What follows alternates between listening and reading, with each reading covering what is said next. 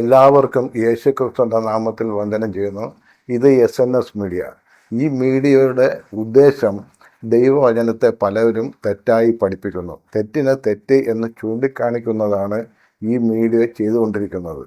അടുത്ത സമയത്ത് pastor chase ജോസഫിൻ്റെ ഒരു വീഡിയോ കാണുവാൻ ഇടയായി. വീഡിയോയുടെ ടൈറ്റിൽ കൊടുത്തിരിക്കുന്നത് ഇങ്ങനെയാണ്: TPM സഭ കൾട്ടാണ്, ദൈവവചന പ്രകാരം തിരുത്തണം. TPM സഭയുടെ തെറ്റായ രീതികൾ സമൂഹത്തിന് തന്നെ ദോഷം എന്നാണ് ഈ ടൈറ്റിൽ കൊടുത്തിരിക്കുന്നത്. ഗവൺമെന്റ് നിരോധിക്കേണ്ട പ്രസ്ഥാനങ്ങൾ. TPM 44,000 പാസ്റ്റർമാര്, ആ ഒരു എക്സ്ക്ലൂസീവ് ഗ്രൂപ്പ്, വേറെ ആരും അങ്ങോട്ട് കയറുകയല്ല. ഈ രസകരമായ ഒരു കോൺവെർസേഷൻ ഞങ്ങളുടെ വീട്ടില് ഒരു TPM അമ്മച്ചിയായിട്ടുണ്ടായി. സിയോൻ യാത്രയതിൽ സിയോൻ സഞ്ചാരി ഞാൻ, യേശുവിൽ ചാരി ഞാൻ എന്ന് പറഞ്ഞു. അവര് പറയാ, നിങ്ങൾ ഈ പാട്ട് പാടാൻ പാടില്ല, നിങ്ങൾ സിയോനിൽ പോകുന്നവരല്ല. സിയോനിൽ പോകുന്ന ഞങ്ങളുടെ 1,44,000 പാസ്റ്റർമാര് മാത്രം. ഇതിനെയാണ് എക്സ്ക്ലൂസിവിസ്റ്റിക് റെവലേഷൻ എന്ന് പറയുന്നത്.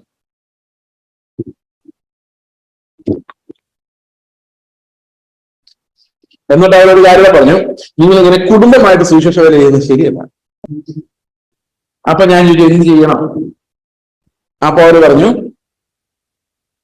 ഞാൻ നമ്മുടെ സുഖമാണ്, എനിക്ക് ഓർമ്മയില്ല. അപ്പൊ അവര് പറഞ്ഞു, നിങ്ങൾ സെപ്പറേറ്റ് ആണ്. എന്നിട്ട് സുധ എവിടെയെങ്കിലും ഒരു മഠത്തില്, TPM മഠത്തില്, ഈ കത്തോലിക്കരുടെ മഠത്തിലെ കന്യാസ്ത്രീകൾക്ക് അറ്റ്ലീസ്റ്റ് വിദ്യാഭ്യാസമെങ്കിലും കിട്ടും. ടീച്ചേഴ്സായിട്ടോ നഴ്സുമാരായിട്ടോ ഡോക്ടർമാരായിട്ടൊക്കെ അവര് സോഷ്യൽ രംഗത്തുണ്ട്. ഇവരാ ഇരുട്ടറയ്ക്കകത്ത് വെളി ഇറങ്ങാറില്ല. ആ കുടുംബം, ആ ജീവിതം അതോടെ പോക്കാം. ഇതൊക്കെ ഗവൺമെന്റ് നിരോധിക്കേണ്ട പ്രസ്ഥാനങ്ങൾ. ഇത് കേൾക്കുമ്പോൾ TPMകാരുടെ കമന്റ്സ് ഒക്കെ പുറകെ വരുമെന്ന് എനിക്കറിയാം. ആരെങ്കിലും കേട്ടാൽ. എന്നിട്ട് അവർ പറഞ്ഞതെന്ന് വെച്ച് കഴിഞ്ഞാൽ, നിങ്ങളുടെ ഭാര്യ ഒരു ഏതെങ്കിലും ഒരു മഠത്തിൽ, അവിടെ ഒരു ഗ്രൂപ്പ് ലീഡർ കാണും, അവിടെ മഠത്തിൽ ഒരു ലീഡർ കാണും, പിന്നെ അവിടെ ഉപദേശി കാണും, അയാളുടെ തുണി ഇറക്കി കൊടുക്കാനും അടിച്ചു വരാനും. അപ്പൊ ഞാൻ പറഞ്ഞു, അപ്പൊ എന്റെ കാര്യങ്ങളാരും നോക്കും. അത് വേറെ മഠത്തിലെ കന്യാസ്ത്രീകൾ അവിടെ വേറെ. അപ്പൊ പിള്ളേരെ അവരെ വേറെ എവിടെയെങ്കിലും ബോർഡിങ്ങിലൊക്കെ വിട്ട് പഠിക്കും. ഇത് എന്ത് കറക്റ്റാ ഇത്?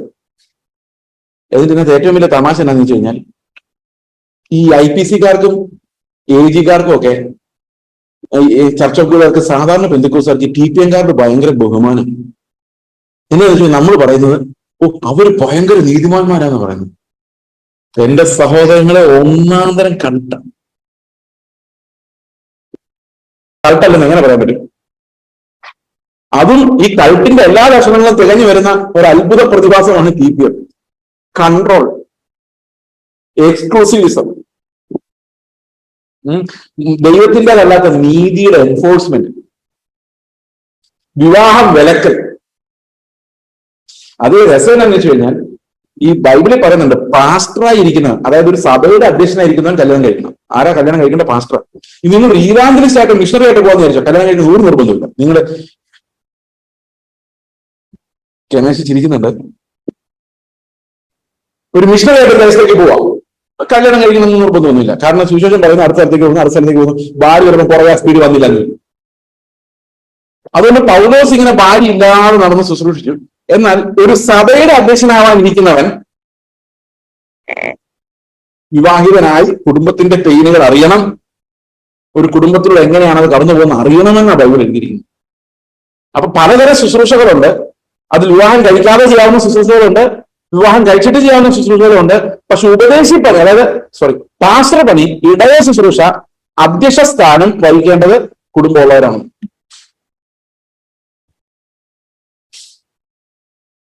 അപ്പൊ കൾട്ടാണോ? എന്തുകൊണ്ടാണ് IPCക്കാർക്കും AG-കാർക്കും ചർച്ച് ഓഫ് ഗോഡുകാർക്കും ട്രഡീഷണൽ പെന്തക്കോസ്തുകാർക്കും എല്ലാം ഈ TPMയുടെ ആരാധന തോന്നുന്നത് എന്തുകൊണ്ടാണെന്ന് അറിയാമോ? അതിന് കാരണം എന്താണെന്ന് വെച്ച് കഴിഞ്ഞാൽ, ഇവിടെ ഉള്ളതുപോലെ പണം ഉണ്ടാക്കാൻ വേണ്ടിയുള്ള ശുശ്രൂഷകൾ അവിടെ ഇല്ല എന്നുള്ളതാണ്. സഹോദരങ്ങളെ, അതൊരു ചെറിയ ഫാക്ടർ മാത്രമാണ്. ഇവിടെയുള്ള നേതാക്കന്മാര് പാവങ്ങളാണ്. ഒന്നുകൂടെ കേട്ടോ, ഇവിടെയുള്ള സാധാരണ പെന്തക്കോസ്ത് സഭകളുടെ നേതാക്കന്മാർ, സൂപ്രണ്ടും പ്രസിഡന്റും ഒക്കെ വെറും പാവങ്ങളാണ്.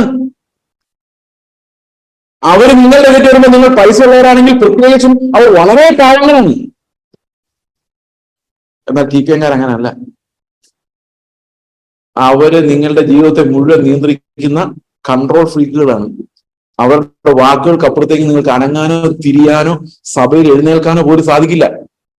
അവരുടെ വിരൽ തുമ്പിലാണ് ആ സഭ മുഴുവൻ. അപ്പം എക്സ്ക്ലൂസിവിറ്റി, കൺട്രോള്, പുറത്തു പോകുന്നവരെ ഔട്ട്സൈഡറായിട്ട് വരുന്ന മറ്റു സഭകളൊന്നും ശരിയല്ലെന്ന് എല്ലാ ലക്ഷണങ്ങളും, അതായത് ഒരു കൾട്ടിന് വേണ്ട 10 ലക്ഷണം ഉണ്ടെങ്കിൽ അതിൽ 8 തികഞ്ഞിരിക്കുന്ന 8 പൊരുത്തം എന്ന് പറയുന്ന പോലത്തെ ഒരു പരിപാടിയാണിത്. നമ്മൾ ഈ സാധാരണ ബന്ധുക്കോസാർക്ക് അവരുടെ ആരാധന തോന്നാനുള്ള ഒരു കാരണം എന്ന് പറഞ്ഞാൽ പ്രവൃത്തികളുടെ സുവിശേഷം ഇവിടെ നടക്കുന്നത് കൊണ്ട് അവരാണ് കൂടുതൽ പ്രവർത്തിക്കുന്ന എന്നൊരു ചിന്ത വരുക. പക്ഷെ ഒരു കാര്യം മനസ്സിലാക്കേണ്ടത്, കൃപയുടെ സുവിശേഷത്തെ, അതായത് കർത്താവിന്റെ സുവിശേഷത്തെ പെന്തക്കോസ്തുകാർ റിജക്ട് ചെയ്തിരിക്കുന്ന 50% ആണെങ്കിൽ TPNകാർ റിജക്ട് ചെയ്തിരിക്കുന്ന 100%. കാരണം അത് ഫുള്ളി പ്രവൃത്തികളുടെ ഒരു വ്യവസ്ഥയാണ്. അന്ന് പണ്ടൊക്കെ ആണെങ്കിൽ ഈ അപ്പം നുറുക്കുന്നത് പോലും ആശുപത്രി പോകാത്തവർക്ക്, അതായത് ഡിവൈൻ രോഗസൗഖ്യത്തിൽ വിശ്വസിക്കുന്നവർക്ക് മാത്രമേ അവർ അന്ന് പണ്ട് കാലത്ത് ഈ കർത്തൃമേശ കൊടുക്കുമായിരുന്നുള്ളൂ. പക്ഷെ അവരുടെ പിള്ളേർ ഡോക്ടറാവും, പക്ഷെ അവർ മരുന്ന് വാങ്ങിക്കില്ല. മറ്റുള്ളവർക്ക് മരുന്ന് കൊടുക്കും, പക്ഷെ അവരായിട്ട് വാങ്ങിക്കില്ല. പാപം മറ്റുള്ളവർ ചെയ്തോട്ടെ, ഞങ്ങളായിട്ട് പാപം ചെയ്യില്ല. അത് നല്ല കാര്യം. തീയുടെ നദികൾ നിങ്ങൾ വീണാലും 4 ഒരുത്തൻ കൂടെ ഉണ്ട് എന്ന് പറഞ്ഞ് നമ്മുടെ ഈ കുഞ്ഞു തീകളെയൊക്കെ അങ്ങനെ വലിയ തീകളാക്കി മാറ്റി അത് നല്ലൊരു കർത്താവ് ഉണ്ടെന്ന് പറയും. ഇതൊക്കെ എളുപ്പമാണ്. പക്ഷെ അതല്ലാതെ വേറൊരു വ്യാഖ്യാനമാണ് ഞാൻ അന്വേഷിച്ചുകൊണ്ടിരിക്കുന്നത്. അതെന്താന്ന് വെച്ച് കഴിഞ്ഞാൽ, ഈ പഴയ നിയമ വചനങ്ങളിലൂടെ എങ്ങനെയാണ് ക്രിസ്തുവിന്റെ നിഴൽ കാണാൻ പറ്റുന്നത്? യേശുക്രിസ്തു എങ്ങനെയാണ് ഹാബേലിന്റെ ലൈഫിലൂടെ, മോശയുടെ ലൈഫിലൂടെ, യെശയ്യാവിന്റെ ലൈഫിലൂടെ, എബ്രഹാമിന്റെ ലൈഫിലൂടെ എങ്ങനെയാണ് ക്രിസ്തുവിന്റെ വെളിപ്പാട് അവർക്ക് ലഭിച്ചത്? ആ വൺ പേഴ്സൺ, ക്രൈസ്റ്റ് അലോൺ എന്നുള്ള ആ ഒരു ഷാഡോ, ആ ഒരു പ്ലാറ്റ്ഫോമിൽ നിന്നുകൊണ്ട് ഈ പഴയ നിയമത്തെ നോക്കണം എന്ന് എനിക്ക് ഭയങ്കര ആഗ്രഹമുണ്ട്. ആ ദൈവം സാധിപ്പിച്ചു തരുമെന്ന് ഞാൻ ആഗ്രഹിക്കുന്നു. കാരണം അത് ശരിക്കും നമ്മൾ ആ പഴയ നിയമത്തിലെ ഈ സാധാരണക്കാരായ വിശ്വാസികൾ പഴയ നിയമത്തെ എങ്ങനെയാ കണ്ടതെന്ന് മനസ്സിലാക്കാൻ എളുപ്പമാണെങ്കിലും, ഈ മോശ എങ്ങനെയാണ് ക്രിസ്തുവിന്റെ നിന്ദ ഇതിനകത്തോടെ കണ്ടതെന്നും, എബ്രഹാം എങ്ങനെയാണ് പുനരുത്ഥാനത്തിൽ വിശ്വസിച്ചതെന്നും, രാഹാബ് എങ്ങനെയാണ് സ്വന്തം ജീവൻ റിസ്ക് ചെയ്ത് ഒരു പരിചയമില്ലാത്ത സ്പൈസിന് വേണ്ടി ജീവൻ റിസ്ക് ചെയ്തതെന്നും, ഇങ്ങനെയുള്ള കാര്യങ്ങളിലേക്ക് നമ്മുടെ തല തിരിയണമെങ്കിൽ അത് കുറച്ചും കൂടെ പരിജ്ഞാനം കർത്താവ് എനിക്ക് തരേണ്ടതുണ്ട് എന്ന് ഞാൻ മനസ്സിലാക്കുന്നതുകൊണ്ടാണ് ഞാൻ വെയിറ്റ് ചെയ്തുകൊണ്ടിരിക്കുന്നത്. ഞാൻ വിചാരിക്കായിരുന്നു ആയുസ് കർത്താവ് തരുന്നതനുസരിച്ചായിരിക്കും അത് നടക്കുന്നത്, അല്ലെങ്കിൽ വേറെ ആരെങ്കിലും അടുത്തൊരു ജനറേഷനിൽ കർത്താവ് വരാൻ താമസിച്ചാൽ ഈ കാര്യങ്ങൾ വിശദീകരിക്കുമായിരിക്കും എന്ന് ഞാൻ വിചാരിക്കുന്നു. പക്ഷെ ഏറ്റവും ഫണ്ടമെന്റൽ ആയിട്ടുള്ള കാര്യം, യേശു ക്രിസ്തു ലിവ്സ് ഇൻ മീ എന്നുള്ളതാണ്. ക്രൈസ്റ്റ് ലിവ്സ് ഇൻ മീ, മഹത്വത്തിന്റെ പ്രത്യാശയായ ക്രിസ്തു നമ്മിൽ വസിക്കുന്നു എന്നുള്ളതാണ് പഴയ നിയമകാലം മുതൽ ഇന്നേ വരെ മറിഞ്ഞു കിടന്നതായ ആ സുവിശേഷത്തിന്റെ അപ്പോസ്തല ഉപദേശത്തിന്റെ മർമ്മം എന്നുള്ളതാണ് നമ്മൾ മനസ്സിലാക്കേണ്ട കാര്യം. അപ്പൊ ഒരു പുസ്തകവും നമുക്ക് വേണ്ടാത്തതല്ല. We believe in the unique presentation of the Bible. അതുപോലെ തന്നെ യൂണിറ്റി ഓഫ് ദ ബൈബിൾ, അതായത് സ്ക്രിപ്ചറിന്റെ യൂണിറ്റി. ഈ സ്ക്രിപ്ചറിന്റെ യൂണിറ്റി എന്ന് പറയുന്നത് ഒരു ഫണ്ടമെന്റൽ ഡോക്ട്രിനാണ്. നമ്മുടെ സഭ അത് പൂർണ്ണമായിട്ടും വിശ്വസിക്കുന്നു. The unity of the scripture എന്ന് പറഞ്ഞു കഴിഞ്ഞാൽ, ദ സ്ക്രിപ്ചർ നെവർ കോൺട്രാഡിക്ട്സ് ഇറ്റ്സെൽഫ്. അതായത് ഒരിക്കലും പരസ്പര വിരുദ്ധമായ ഒരു ഉപദേശവും വേദപുസ്തകത്തിൽ ഇല്ല എന്ന് മാത്രമല്ല, അതൊന്നിനോടൊന്നും ഇണയായ എല്ലാ വാക്യങ്ങളും ക്രിസ്തു എന്ന ഏക പോയിന്ററിലേക്കും കൃപയാൽ ആത്മാവിനാൽ വിശ്വാസത്താലുള്ള വീണ്ടെടുപ്പിലേക്കും എത്തിക്കുന്നു. മനുഷ്യനെ അന്വേഷിച്ച് ദൈവം ഇറങ്ങി വരുന്ന ആ ഒരൊറ്റ പ്രൊസീജിയറാണ്, ഹിസ്റ്റോറിക്കൽ പ്രൊസീജിയറാണ് ബൈബിളിൽ. ഹിസ്റ്റോറിക്കൽ ആൻഡ് പ്രൊസീജിയറൽ അതിന്റെ അൺറാവലിംഗ് ആണ് ബൈബിളിൽ ഉള്ളതെന്ന് നമുക്ക് കാണാൻ സാധിക്കും. അതുകൊണ്ട് we shall believe in the unity of the Bible. എല്ലാ ഉപദേശങ്ങളും നമുക്കുള്ളതാണ്. എന്നാൽ പഴയ നിയമത്തിലുള്ളത് നിഴലുകളാണ്. ഫോർ എക്സാമ്പിൾ ദശാംശം, ഇറ്റ്സ് എ ഷാഡോ. ദശാംശം വേണ്ട എന്നല്ല നമ്മൾ പറയുന്നത്, ഇറ്റ്സ് എ ഷാഡോ. ഷാഡോ എന്ന് പറഞ്ഞാൽ എന്താ? അത് എല്ലാം ദൈവത്തിൻ്റെതാണെന്നും നമ്മൾ ഉൾപ്പെടെ ദൈവത്തിന്റെ ആണെന്നുമുള്ളതിന്റെ ഒരു നിഴലാണ്. അതെനിക്ക് ഏറ്റവും കൂടുതൽ ഭംഗിയായിട്ട് തോന്നിയിട്ടുള്ളത് CSIക്കാരുടെ ഓഫർട്ടറി സമയത്താണ്. CSI ചർച്ചിൽ ഓഫർട്ടറി സമയത്ത് അവർ പറയുന്ന ഒരു വാക്യമുണ്ട്, കർത്താവ് ഞങ്ങൾ നിനക്ക് ഒന്നും തരുന്നില്ല. നമ്മൾ എന്താ പറയുന്നത്? ദൈവത്തിന് കൊടുക്കും. CSIക്കാർ പറയുന്നത്, ഞങ്ങൾ നിനക്ക് ഒന്നും തരുന്നില്ല, നിന്റെ പക്കൽ നിന്ന് തന്നെ വാങ്ങിച്ച് നിന്റെ അടുക്കൽ അർപ്പിക്കുന്നതേ ഉള്ളൂ.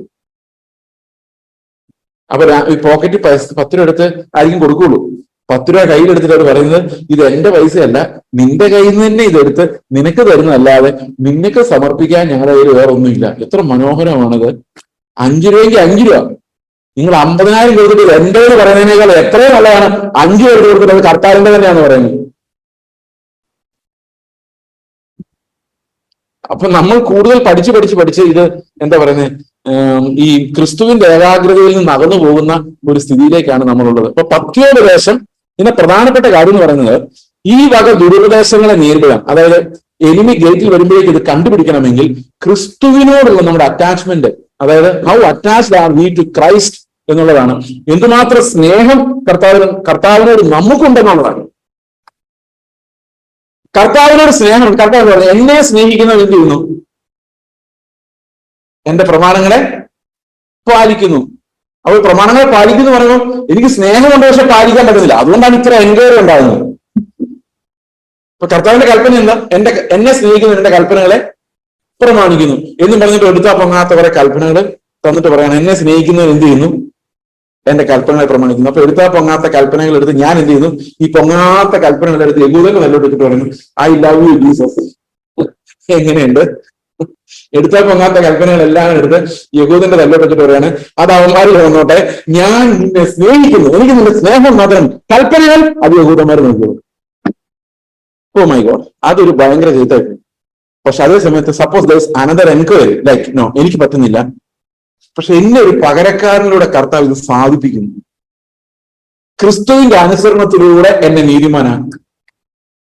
വിശ്വാസത്താൽ ക്രിസ്തുവിന്റെ ഹൃദയങ്ങളിൽ വസിച്ച് ഞാൻ ചെയ്യേണ്ടതിനെ അവൻ ചെയ്ത് എന്റെ പ്രവൃത്തികളെ വളർത്തി സ്നേഹത്തിൽ അതിനെ പെർഫെക്റ്റ് ചെയ്ത് എനിക്ക് ക്രിസ്തുവിന്റെ സ്വഭാവത്തെ ഉണ്ടാക്കി തരും.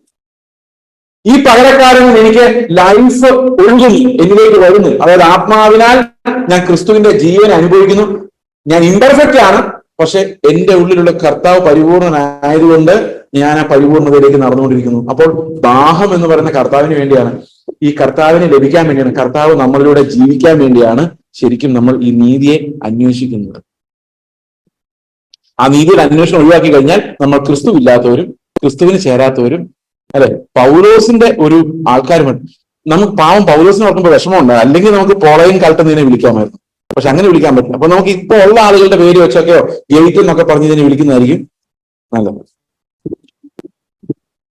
ഓക്കെ,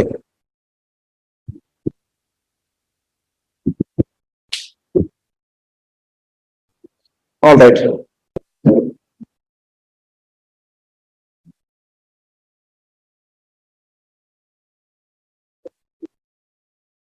ഓക്കെ, അപ്പോൾ എല്ലാ തരം ദുരുപദേശങ്ങളുടെ ഒരു പ്രത്യേകത എന്ന് പറഞ്ഞാൽ ഒന്നുകിൽ വചനത്തിന്റെ ഫേവറിറ്റിനെ അറ്റാക്ക് ചെയ്യും, അല്ലെങ്കിൽ ക്രിസ്തുവിന്റെ വ്യക്തിത്വത്തെ അറ്റാക്ക് ചെയ്യും, അല്ലെങ്കിൽ ക്രിസ്തുവിന്റെ ഉപദേശങ്ങളെ സ്വാധീനിക്കും.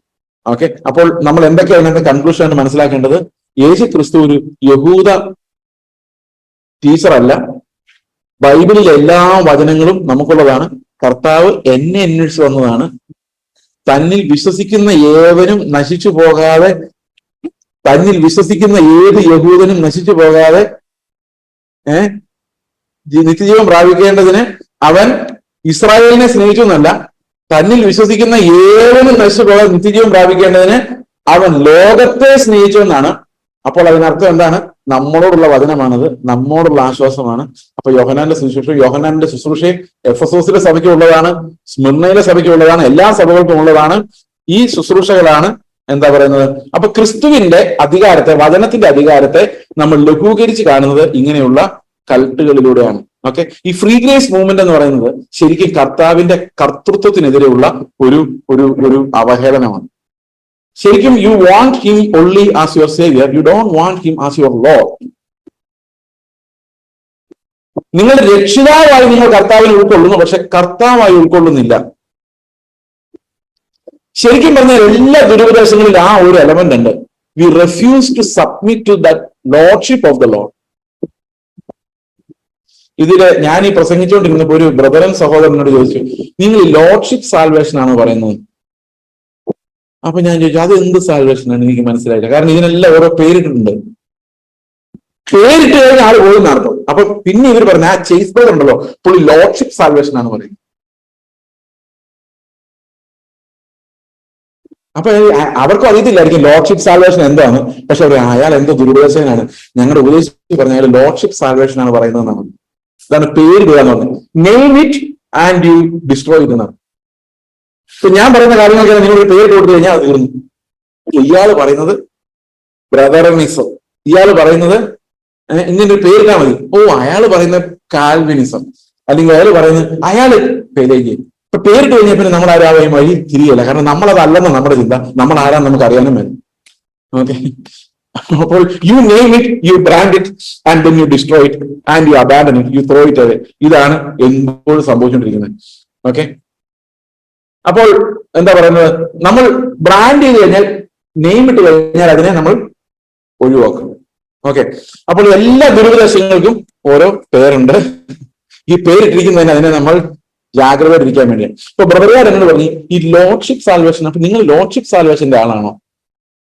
അപ്പൊ ഞാൻ ചോദിച്ചു, നിങ്ങൾ ആരുടെ ആളാണെന്ന് ഞാൻ ചോദിച്ചു തിരിച്ചു. നിങ്ങൾ എന്താ പറയുന്നത്, ഈ ലോർഡ്ഷിപ്പ് വേണ്ടെന്നാണോ? അന്നേരം അവർ പറഞ്ഞു, ഇല്ല, നമ്മൾ യേശുവിന്റെ കർത്താവായതുകൊണ്ടല്ല നമ്മൾ രക്ഷപ്പെടുന്നത്, പിന്നെ നമ്മൾ കൃപയാൽ വിശ്വാസത്താലാണ് രക്ഷപ്പെടുന്നത്. അതിനകത്ത് വേറെ ഒന്നുമില്ല, യേശുവിനെ കർത്താവാക്കണോ അങ്ങനെ നിയമങ്ങളൊന്നുമില്ല. അത് വളരെ സുതോറായി പോയി അല്ലെ. ഞാൻ പറഞ്ഞു അത് ശരിയാണ്, നമ്മൾ രക്ഷിക്കപ്പെടുന്നതിന് കൃപയും വിശ്വാസം മാത്രം മതി അല്ലേ. അതല്ലേ, കൃപയാൽ എത്ര നിങ്ങൾ വിശ്വാസം മൂലം രക്ഷിക്കപ്പെട്ട നിങ്ങൾ പോലും കാരണമല്ല. അപ്പൊ പിന്നെ അതിന്റെ കൂടെ യേശുവിനെ കർത്താവും കൂടെ ആക്കിയാലേ രക്ഷപ്പെടുകയുള്ളൂ എന്ന് പറയാൻ പറ്റുമോ എന്ന് വെച്ച് കഴിഞ്ഞാൽ അതൊരു പ്രവൃത്തിയല്ലേ, ഒരു എക്സ്ട്രാ പ്രവൃത്തിയല്ലേ, രക്ഷയ്ക്ക് അതിന്റെ ആവശ്യം എന്താണെന്നുള്ളതാണ് ചോദ്യം. അന്ന് ആലോചിക്കണം, ഈ നൂല് വെച്ച് ഇങ്ങനെ വ്യാഖ്യാനിക്കുന്നവരാണ് ഏറ്റവും കൂടുതൽ പ്രശ്നങ്ങൾ ഉണ്ടാക്കുന്നത്. അങ്ങനെയല്ല അതിനെ വ്യാഖ്യാനം. ഇത്ര സിമ്പിൾ ആയിട്ട് നിങ്ങൾ ആലോചിക്കും. നിങ്ങൾ യേശുവിനെ രക്ഷകനായിട്ട് സങ്കല്പിച്ചു എന്ന് പറഞ്ഞാൽ അർത്ഥം എന്താ? Suppose the lord is your saviour, what does it mean? It means നിങ്ങളെ അവൻ രക്ഷിക്കുമെന്നാണ് അല്ലെ. എവിടെ നിന്ന് ഈ രക്ഷിക്കുക എന്ന് പറഞ്ഞാൽ എവിടെ നിന്നാണ് രക്ഷിക്കുന്നത്? ഒന്ന് പാപത്തിന്റെ ശിക്ഷയിൽ നിന്ന് അല്ലെ, പാപത്തിന്റെ ശിക്ഷയായ നരകത്തിൽ നിന്ന്. രണ്ട്, എന്റെ സ്വഭാവത്തിൽ നിന്ന് ക്രിസ്തുവിന്റെ സ്വഭാവത്തിലേക്ക്, അതായത് എന്റെ വിശുദ്ധീകരണം എന്ന് പറയും, ഈ സാങ്ക്ടിഫൈങ്, അതായത് അവന്റെ വിശുദ്ധിയാൽ എന്നെ അവൻ വിശുദ്ധീകരിക്കുന്നു. അപ്പൊ രക്ഷയുടെ ഒന്നാമത്തെ പടി എന്ന് പറയുന്നത് എന്താണ്? എന്നെ അവൻ നീതീകരിക്കുന്നു. ഓക്കെ, എന്നെ നരകത്തിന്റെ ശിക്ഷയിൽ നിന്ന് എന്നെ രക്ഷിക്കുന്നു. അതാണ് എന്റെ ആദ്യത്തെ അഷുറൻസ്. അവനിൽ വിശ്വസിക്കുന്നതിന് ശിക്ഷാവിധി ഇല്ല, ക്രിസ്തു ഉള്ളവർക്ക് ഇനി ശിക്ഷാവിധി. ഇനി രണ്ടാമത്തെ തലം എന്ന് പറയുന്നത് എന്റെ സ്വഭാവത്തിൽ നിന്ന് ക്രിസ്തുവിന്റെ സ്വഭാവത്തിലേക്ക് എന്നെ രക്ഷിക്കുന്നു. അതൊരു രക്ഷയാണ്. കാരണം എനിക്ക് എന്റെ സ്വഭാവത്തിൽ നിന്ന് സ്വന്തം ശക്തിയാൽ രക്ഷപ്പെടാൻ സാധിക്കില്ല.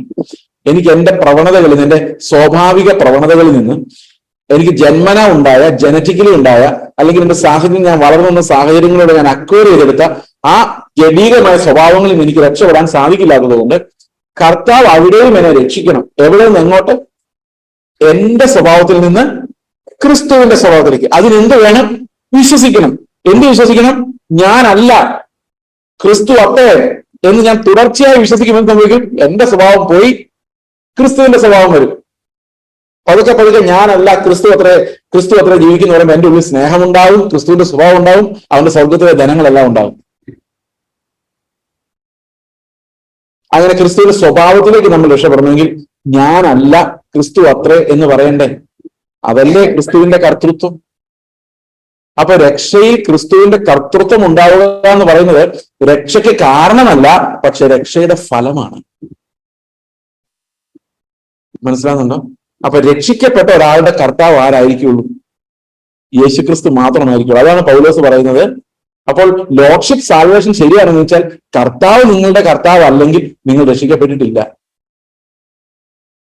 മനസ്സിലാകുന്നുണ്ടോ? യേശു ക്രിസ്തു നിങ്ങളുടെ കർത്താവും കൂടെ ആയിട്ടില്ലെങ്കിൽ, if you are rejecting him as your Lord but only accepting him as a saviour, അതാണ് ജസ്റ്റിഫിക്കേഷൻ മാത്രമേ ഉള്ളൂ. അവൻ എനിക്ക് വേണ്ടി മരിച്ചു, ഞാൻ അത് സമ്മതിക്കുന്നു, സ്വർഗത്തിൽ റെഡിയായിരിക്കുന്നു.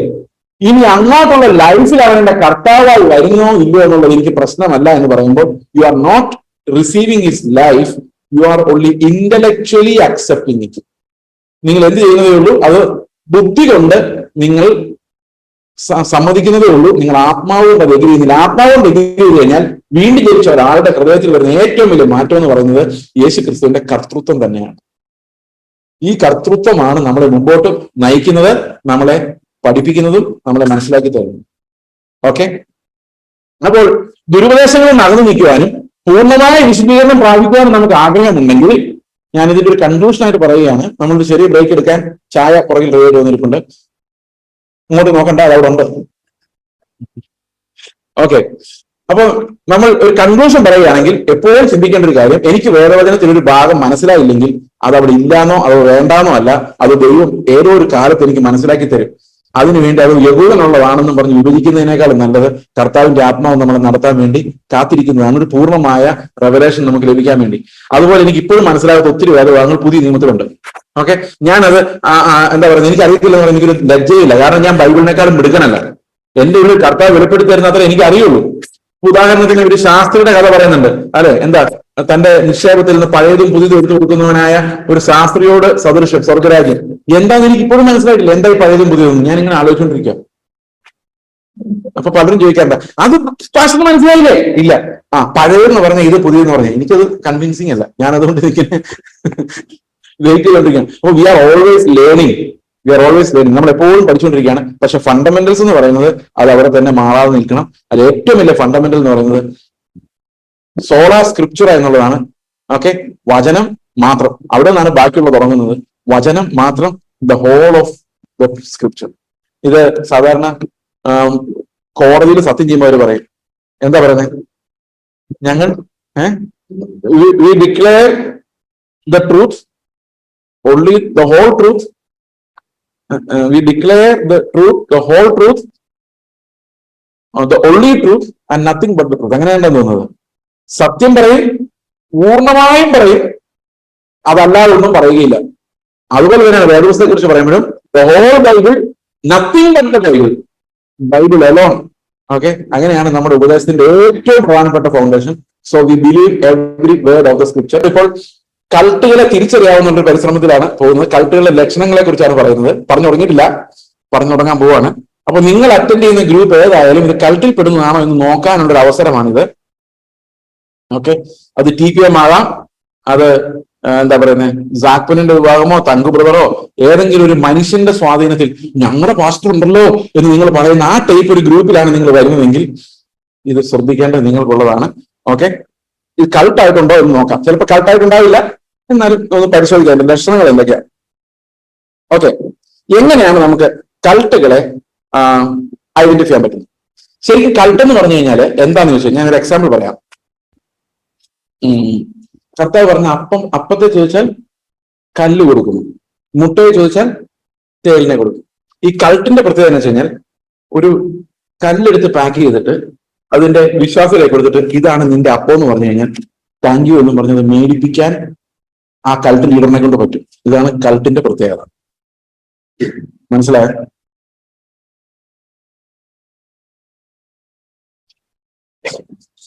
എന്റെ മകൻ ഇടയ്ക്ക് തോന്നിയിട്ടുണ്ട് ഞാൻ വീട്ടിലെ കൾട്ട് ലീഡറാണ്. അത് അവൻ എന്നോട് ഒരിക്കൽ പറഞ്ഞാണ്, പാപ്പ വിചാരിച്ചാൽ വേണമെങ്കിൽ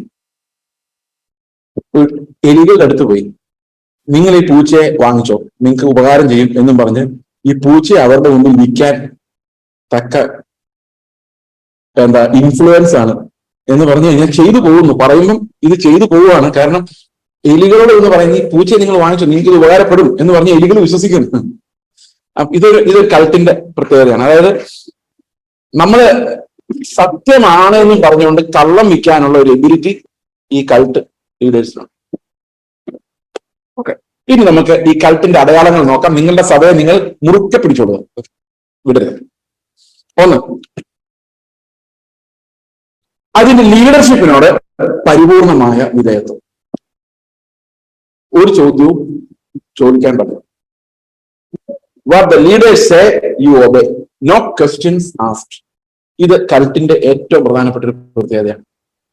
ഓക്കെ, ആ ലീഡേഴ്സിനെ നമ്മൾ ഒന്നുകിൽ പ്രോഫറ്റ്സ് എന്ന് വിളിക്കും, അല്ലെങ്കിൽ അപ്പോസ്റ്റൽസ് എന്ന് വിളിക്കും, അല്ലെങ്കിൽ കർത്താവിന്റെ കയ്യിൽ നിന്ന് പ്രത്യേക ഗിഫ്റ്റുകളുള്ള നമ്മളിൽ നിന്ന് വ്യത്യസ്തരായ വേറെ എന്തൊക്കെയോ ഉള്ള ഒരു പ്രത്യേക ആളായിട്ട് കരുതും.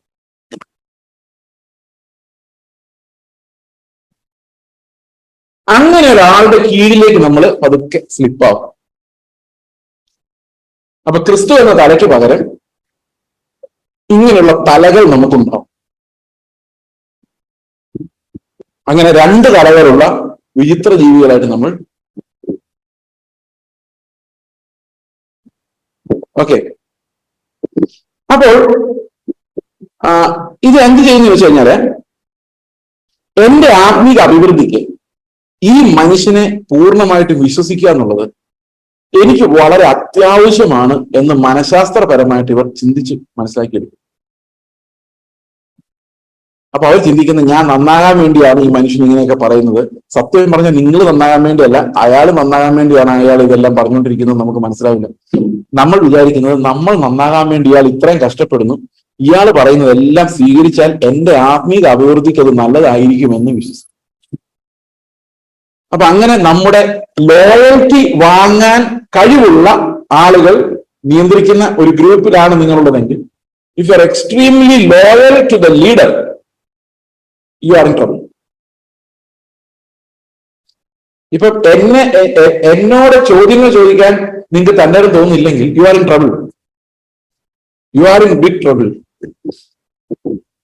എന്താ ബ്രദറെ പാസ്റ്ററെ ഇങ്ങനെ എന്ന് ചോദിക്കാനുള്ള ആ ഗട്ട്സ് പോകുന്ന പോലെ തോന്നുന്നുണ്ടെങ്കിൽ, that means I am wielding unnecessary influence and control over you.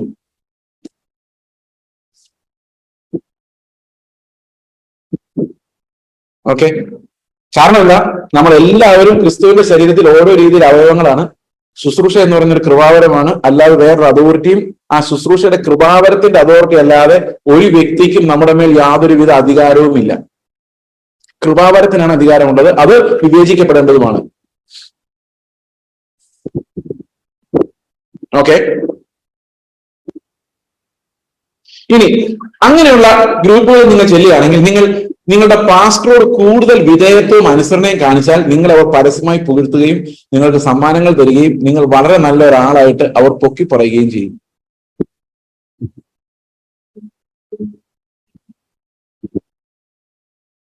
മനസ്സിലായോ? അങ്ങനെ ചെറിയ ചെറിയ പൊക്കിപ്പറയൽ കേൾക്കാൻ വേണ്ടിയും ആ ആളുടെ ഒരു ചിരി കാണാൻ വേണ്ടിയും എന്നിൽ അയാൾ പ്രസാദിക്കാൻ വേണ്ടിയും ഞാൻ എക്സ്ട്രാ പാടുപെടും.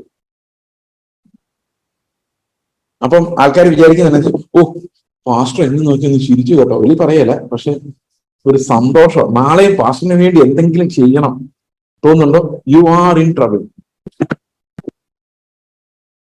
നിങ്ങൾ പോകുന്ന ഗ്രൂപ്പുകളെ കണ്ടെത്തിക്കോ.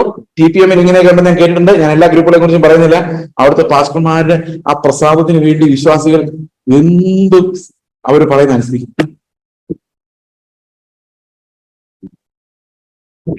സോ മച്ച് ഓഫ് കൺട്രോൾ, അതാണ് ഒന്നാമത്തെ കാര്യം. ഓക്കെ, അങ്ങനെ പതുക്കെ ഈ ഗ്രൂപ്പിൽ വളർന്നു വരണമെങ്കിൽ എന്ത് ചെയ്യണം?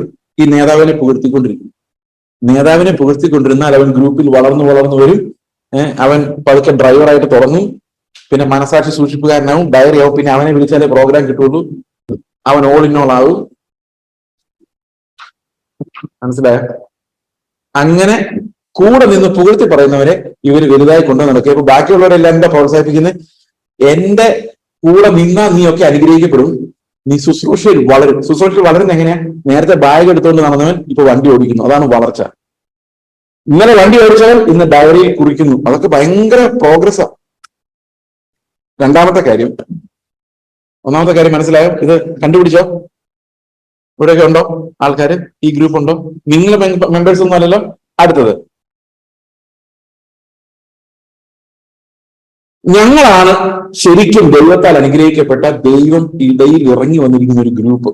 അതായത് ഞങ്ങളുടെ പാസ്റ്റർ പ്രാർത്ഥിക്കുമ്പോഴാണ് ദൈവം ഇറങ്ങി വരുന്നത്. വേറെ ആര് പ്രാർത്ഥിച്ചാലും ദൈവം ഇറങ്ങി വരത്തില്ല. മാത്രമല്ല, ഇവിടെ നിന്ന് ഒരു കൂട്ടം വിശുദ്ധിയുമായി സ്വർഗത്തിൽ പോകുന്നുണ്ടെങ്കിൽ അത് ഞങ്ങളായിരിക്കും.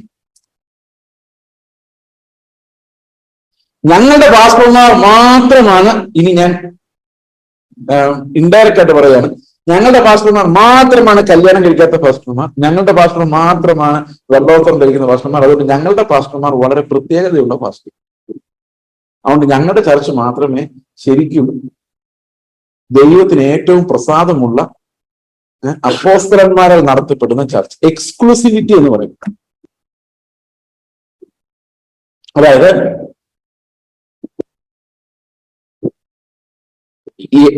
എന്നെ സംബന്ധിച്ച് ഞാൻ വിശ്വസിക്കുന്നത്, ഏതെങ്കിലും ഒരു ദേശത്ത് ഒരു ക്രൈസ്റ്റ് സെൻട്രിക് ചർച്ച് ഉണ്ടെങ്കിൽ അത് നമ്മുടെ ചർച്ച, അത് IPC ആയാലും ചർച്ച് ഓഫ് ഗോഡ് ആയാലും. ക്രിസ്തുവിന്റെ ഉപദേശം പ്രസംഗിക്കുന്ന ഒരു ചർച്ച് ലോകത്തിൽ എവിടെ ഉണ്ടെങ്കിലും, ഞാൻ ഇന്നലെ നിങ്ങളോട് പറഞ്ഞ പോലെ ഇന്നലെ സ്കോട്ട്ലൻഡിൽ നിന്ന് ഒരു ബ്രദർ വിളിച്ചു പറഞ്ഞു ഇങ്ങനെ ഒരു ചർച്ച ഉണ്ട്, നമ്മുടെ അതേ ഉപദേശം. സന്തോഷം, നമ്മുടെ ചർച്ച. We are not exclusive group. നമുക്ക് അങ്ങനെയുള്ള അനേകം ഗ്രൂപ്പുകളുണ്ട്. നമുക്ക് ആകെ പറയുന്നത് Christ is centre of our life, it's no longer I but Christ lives in you. അതിപ്പോ പെന്തക്കോസുകാരനായാലും ബ്രദറുകാരനായാലും ആരായാലും എങ്ങും പോകുന്നില്ലെങ്കിലും ക്രിസ്തുവാണ് ജീവിക്കുന്നതെങ്കിൽ അവൻ നമ്മുടെ ആളാണ്, നമ്മൾ ഒന്നിച്ച് സ്വർഗത്തിൽ പോയിരിക്കും. അപ്പോൾ എക്സ്ക്ലൂസിവിസം ബേസ്ഡ് ഓൺ ഡിനോമിനേഷൻ അത് ഒരു കൾട്ടിന്റെ പ്രവണതയാണ്. പണ്ട് നമുക്കത് കുറവായിരുന്നു. ഇപ്പൊ എന്ത് പറയാനാണ്, ഈ പെന്തക്കോസിനകത്ത് തന്നെ IPCക്കാർക്ക് അവരുടെ ഒരു ഗമയും ചർച്ച് ഓഫ് ഗോഡുകാർക്ക് വേറൊരു ഗമയും AG-ക്കാർക്ക് വേറെ ഒരു ഗമയുമാണ്. ഇതെങ്ങനെ ഉണ്ടാവുന്ന വെച്ച് കഴിഞ്ഞാൽ ഇവിടെ എല്ലാം ഇങ്ങനെ പലതാണല്ലോ. അപ്പൊ ഗൾഫിൽ പോയി ആദ്യമൊക്കെ ഇവരെല്ലാം ഒന്നിച്ച വർഷിപ്പ് ചെയ്തോണ്ടിരുന്നത്. അപ്പൊ ഇവിടെ നിന്ന് AG-യുടെ സൂപ്രണ്ട് ചെയ്തു, നമുക്ക് AG-യുടെ ഒരു വർഷിപ്പ് തുറന്നു. അപ്പൊ ഇയാൾ വിചാരിക്കും ദൈവവേലയാണ്, ഇതിനെ തകർത്ത് കളയുക, ഏതാ യൂണിറ്റിയെ തകർത്ത് കളയുക. എന്നിട്ട് 5-8-10 പേര് AG സ്പിരിറ്റുമായിട്ട് AG ഉണ്ടാകും. അവർ മനസ്സിലാക്കുന്നില്ല AG എന്നുള്ളതിന്റെ സ്പെല്ലിങ് അഗൈൻസ്റ്റ് ഗോഡ് എന്നായി മാറി എന്നുള്ള കാര്യം. അപ്പൊ അവർ AG, അപ്പൊ IPCക്കാർ വിചാരിക്കും AG ചർച്ച തുടങ്ങിയോ എന്ന് IPCക്കാർ. അപ്പം ശരിക്കും പറഞ്ഞു ഇവർക്ക് ഓരോരുത്തർക്കും ആത്മാവും കർത്താവും ശുശ്രൂഷകരും ഉണ്ട്. അവരെല്ലാം ഈ എക്സ്ക്ലൂസീവ് സ്പിരിറ്റിലോട്ട് പോയിക്കൊണ്ടിരിക്കുക. കല്യാണം കഴിക്കുകയാണെങ്കിൽ IPCക്കാർ ഇപ്പൊ IPCക്കാരെ കല്യാണം ആലോചിക്കുള്ളൂ എന്നുള്ള അവസ്ഥയിലേക്ക് സംഗതി എത്തിയിരിക്കുകയാണ്. This is a form of exclusivism slowly growing in us, growing among us. അപ്പൊ കൾട്ടല്ല, കൾട്ട് ആകാനുള്ള ഒരു കപ്പാസിറ്റി നമ്മുടെ എല്ലാവരുടെ ഉള്ളിൽ ഉണ്ടെന്നുള്ളതാണ് അതിന്റെ അർത്ഥം. ഓക്കെ, ഇനി അടുത്തൊരു പ്രധാനപ്പെട്ട കാര്യം കൾട്ടിനെ തിരിച്ചറിയാനുള്ള കാര്യം, നിങ്ങൾ അവരുടെ കുറ്റം പറയുകയോ വിമർശിക്കുകയോ ചെയ്തു കഴിഞ്ഞാൽ ഉടനെ അവർ പറയും കണ്ടോ സത്യവിശ്വാസികൾ എപ്പോഴും പീഡിപ്പിക്കപ്പെട്ടുകൊണ്ടിരിക്കും. മനസ്സിലായോ എന്ന് പറഞ്ഞാൽ അതൊരു പെർസിക്യൂഷൻ കോംപ്ലക്സ് എന്ന് പറയും. അതായത് നിങ്ങൾ അവർ ശരിയല്ല എന്ന് പറഞ്ഞു കഴിഞ്ഞാൽ, ഇപ്പം ഞാൻ ഇന്നലെ ഒരു കൾട്ടിനെ കുറിച്ച് അവരുടെ പ്രതികരണം എന്ന് വെച്ച് കഴിഞ്ഞാൽ സത്യവിശ്വാസത്തെ ഇങ്ങനെ എപ്പോഴും വെറുതെ ലോകം എതിർത്തുകൊണ്ടിരിക്കും. അതായിരിക്കും അതിന്റെ റെസ്പോൺസ്. ഈ പെർസിക്യൂഷൻ കോംപ്ലക്സ് ആണ്. നമ്മളെ ആൾക്കാർ ഉപദ്രവിക്കുന്നത് അത്ഭുതമില്ല, അത് ക്രിസ്തുവിനെ പ്രതിയാണ്, അല്ലാതെ വേറൊന്നിനെയും പ്രതിയല്ല. അപ്പോൾ ആരെങ്കിലും ഒന്ന് വിമർശിക്കുകയോ നിങ്ങൾ ചെയ്യുന്ന തെറ്റാണോ എന്ന് പറയുകയും ചെയ്യുകയാണെങ്കിൽ, ഇപ്പൊ ഫോർ എക്സാമ്പിൾ ഫിനാൻഷ്യൽ തട്ടിപ്പ് കാണിച്ചതിന് ഗവൺമെന്റ് ഒരു പാസ്റ്ററെ പിടിച്ച് അകത്തിട്ടെന്ന് വിചാരിച്ചോ, ഇവരവരുടെ ചർച്ചക്കാരുടെ എന്തായിരിക്കും പറയുന്നത്, കർത്താവിന് വേണ്ടി ഇറങ്ങിയതുകൊണ്ട് അവർ സുവിശേഷ വിരോധികൾ ഒറ്റിക്കൊടുത്ത് എന്നെ പീഡിപ്പിക്കുന്നതെന്നല്ലേ പറയുള്ളൂ, അല്ലെ? എന്തെങ്കിലും ആരോപണം ഉണ്ടായ പറയും ഇത് ദൈവവേലക്കെതിരെയുള്ള സാത്താന്റെ പോരാട്ടമാണ്, ക്രിസ്തുവിനെ പ്രതിയുള്ള കഷ്ടമാണെന്ന് പറയും. അപ്പൊ നമ്മൾ എന്തെങ്കിലും ഒരു കാര്യത്തിൽ അവരുടെ തീരുമാനത്തെയോ അവരുടെ ആശയങ്ങൾ വിമർശിച്ചാൽ ഉടനെ അവരെന്താ പറയും, ഇതെല്ലാം കൾട്ടുകളുടെ സ്വഭാവമാണ്, കാരണം അവർ സത്യത്തെ ഫേസ് ചെയ്യുന്നില്ല എന്നുള്ളതാണ്. ആരെങ്കിലും എന്തെങ്കിലും ഒരു വിമർശിച്ചാൽ പറയും നിങ്ങളൊന്നും ദൈവത്തിന്റെ ഗ്രൂപ്പ് അല്ലാത്തതുകൊണ്ടാണ് ഞങ്ങൾ ഇങ്ങനെ വിമർശിക്കും. ഓക്കെ, ഇനി അടുത്തൊരു പ്രധാനപ്പെട്ട കാര്യം എന്ന് പറയുന്നത് കൺട്രോളാണ്. കൺട്രോൾ. എന്ത് പ്രസംഗിക്കണം എന്നുള്ളതിന്മേൽ കൺട്രോൾ, എന്ത് മെഡിറ്റേറ്റ് ചെയ്യണം എന്നുള്ളതിന്മേൽ കൺട്രോൾ, എങ്ങനെ കല്യാണം കഴിക്കണം എന്നുള്ളതിനകത്ത് കൺട്രോൾ. നമ്മുടെ ചർച്ചിലെ ഒരു സഹോദരി, പേര് പറയുന്നില്ല, അവരുടെ മക്കള് ഒരു വിശ്വാസിയെ കല്യാണം കഴിച്ചാലും അത് മലയാളി ട്രഡീഷനിലുള്ള ആളല്ല എന്ന് പറഞ്ഞുകൊണ്ട് ആളുകൾ അവരോട് പറയാണ് നിങ്ങൾ ട്രഡീഷൻ കാത്തു സൂക്ഷിക്കുന്നവരല്ല, അതുകൊണ്ട് ഞങ്ങൾക്ക് ഇനി നിങ്ങളുമായിട്ട് വേറൊരു സംബന്ധത്തിന് താല്പര്യമില്ല. അപ്പോൾ എന്താണ് ഇതിനർത്ഥം? എങ്ങനെ കല്യാണം കഴിക്കും എന്നതിനെപ്പോലും ആരാ തീരുമാനിക്കുന്നത്? ഒരു കല്യാണം വന്ന് എല്ലാം ശരിയായി, വിശ്വാസത്തിന്റെ കാര്യത്തിലും തർക്കമില്ല, പെൺകുട്ടിയുടെ കാര്യത്തിലും തർക്കമില്ല. കർത്താവ് പറഞ്ഞാൽ പോലും ഇവർ പറയും പാസ്റ്ററോടൊന്ന് പറയട്ടെ, പാസ്റ്റർ ഒന്ന് പറഞ്ഞാലേ സമ്മതിക്കാൻ പറ്റും എന്ന് പറഞ്ഞു കഴിഞ്ഞാൽ there is so much of control by the pastor. Pastor പറയേണ്ടെന്നല്ല, പക്ഷെ ഡിസിഷൻ എടുക്കുന്ന പാസ്റ്റർ അല്ല, അത് ആരെടുക്കണം? അപ്പൊ നമ്മുടെ ലൈഫിലെ ഡിസിഷൻസ് എടുക്കാൻ ഈ പാസ്റ്ററെ വിടുക എന്ന് പറയുന്നത് തന്നെ എന്താ അതിന്റെ അർത്ഥം? അതും ഈ കൺട്രോളാണ്. അപ്പൊ ഈ മനുഷ്യരിൽ വലിയൊരു പങ്കും കൺട്രോൾ ഫ്രീക്സ് ആണ്. മനുഷ്യരിൽ വലിയൊരു പങ്കും കൺട്രോൾ ഫ്രീക്സ് ആണ്. അവർക്ക് മറ്റുള്ളവരെ കൺട്രോൾ ചെയ്യാൻ ഭയങ്കര ഇഷ്ടമാണ്. ഭാര്യമാരെ നിങ്ങൾക്ക് നിങ്ങളുടെ ഭർത്താക്കന്മാരെ കൺട്രോൾ ചെയ്യാൻ ഇഷ്ടമല്ലേ? നടക്കുന്നില്ല, അത് വേറെ കാര്യം. ഇഷ്ടമാണ്. ഭർത്താക്കന്മാരെ നിങ്ങൾക്ക് നിങ്ങളുടെ ഭാര്യമാരെ കൺട്രോൾ ചെയ്യാൻ വളരെ ഇഷ്ടമല്ലേ? പക്ഷെ ചെലവാകുന്നില്ല, അത് പഴയ കാലമല്ല, ചെലവാകുന്നില്ല, അത് കാര്യം. പക്ഷെ we all need to control. അതായത് പിള്ളേരെ കൺട്രോൾ ചെയ്യാൻ പേരൻസിന് ഭയങ്കര ഇഷ്ടമാണ്. അത് 30 വയസ്സായാലും 35 വയസ്സായാലും 40 വയസ്സായാലും. ഇപ്പൊ എനിക്ക് 50 വയസ്സാകുമ്പോഴാണ് എന്റെ ദൈവം എത്ര പെട്ടെന്ന് ആയിക്കോട്ടെ. അതാ ഞാൻ തന്നെ എന്നെ ഓർപ്പിച്ചു. എന്റെ അപ്പനൊക്കെ വിചാരിച്ചിരിക്കുന്നത്, എന്റെ പിതാവ് കുടുംബം എല്ലാം വിചാരിച്ചിരിക്കുന്നത് എന്നെ ഇനിയും കൺട്രോൾ ചെയ്യേണ്ടതുണ്ടെന്ന് തന്നെയാണ്. കാരണം എല്ലാ പേരൻസും അങ്ങനെ തന്നെ. അപ്പൊ അവരുടെ കുറ്റമല്ല. ഇപ്പൊ ഞാൻ എന്റെ മകൻ എവിടെ പോകുന്നത് എന്താ ചെയ്യുന്നുള്ള കാര്യത്തിൽ എനിക്കൊരു നിയന്ത്രണം ഉണ്ടെന്നാണ് ഞാൻ ചിന്തിക്കുന്നത്. We are all naturally control freaks. പിന്നെ നടക്കുന്നില്ല, അതുകൊണ്ട് വിട്ടതാ. ശരിയല്ലേ? അപ്പൊ നമ്മുടെ കുടുംബത്തിന്റെ എല്ലാ കൺട്രോള് ഒരു ചർച്ചിലെ പാസ്റ്ററിനെ കൊടുത്തേക്കും. ആ പാസ്റ്ററിന്റെ രസം എന്തായിരിക്കും അല്ലേ? ആ പാസ്റ്റർ ഡിറൈവ് ചെയ്യുന്ന ആ സെൻഷ്വൽ പ്ലഷർ. ഞാൻ പറഞ്ഞാലേ ചേസ് രാവിലെ ഇഡ്ഡലി വേണോ ദോശ വേണോ തീരുമാനിക്കുള്ളൂ. കൺട്രോൾ. ഏത് വസ്ത്രം ധരിക്കണം? കൺട്രോൾ. താടി വെക്കണോ വേണ്ടേ? അത് എത്ര ഭാഗം ഷേവ് ചെയ്യണം? ബുൾഗാൻ. ഒയ്യോ, കർത്താവ് ഇഷ്ടപ്പെടുന്നില്ല. സായിപ്പാണെ കുഴപ്പമില്ല, നമുക്ക് പാടില്ല. നമ്മുടെ കർത്താവ് ഈസ് ഡിഫറെന്റ്. ഞാൻ ബുൾഗാനെ സപ്പോർട്ട് ചെയ്ത് പറയുന്നതല്ല. ഇങ്ങനെ എല്ലാ ലൈഫിന്റെ കോർണറിലും ഈ കൺട്രോളാണ്. ഇതും ഒരു കൾട്ടിക് മെന്റാലിറ്റിയാണ്. ഓക്കെ, ഇപ്പൊ ചെറിയ ചെറിയ കൾട്ട് എലമെന്റ്സ് എല്ലായിടത്തും ഉണ്ട്.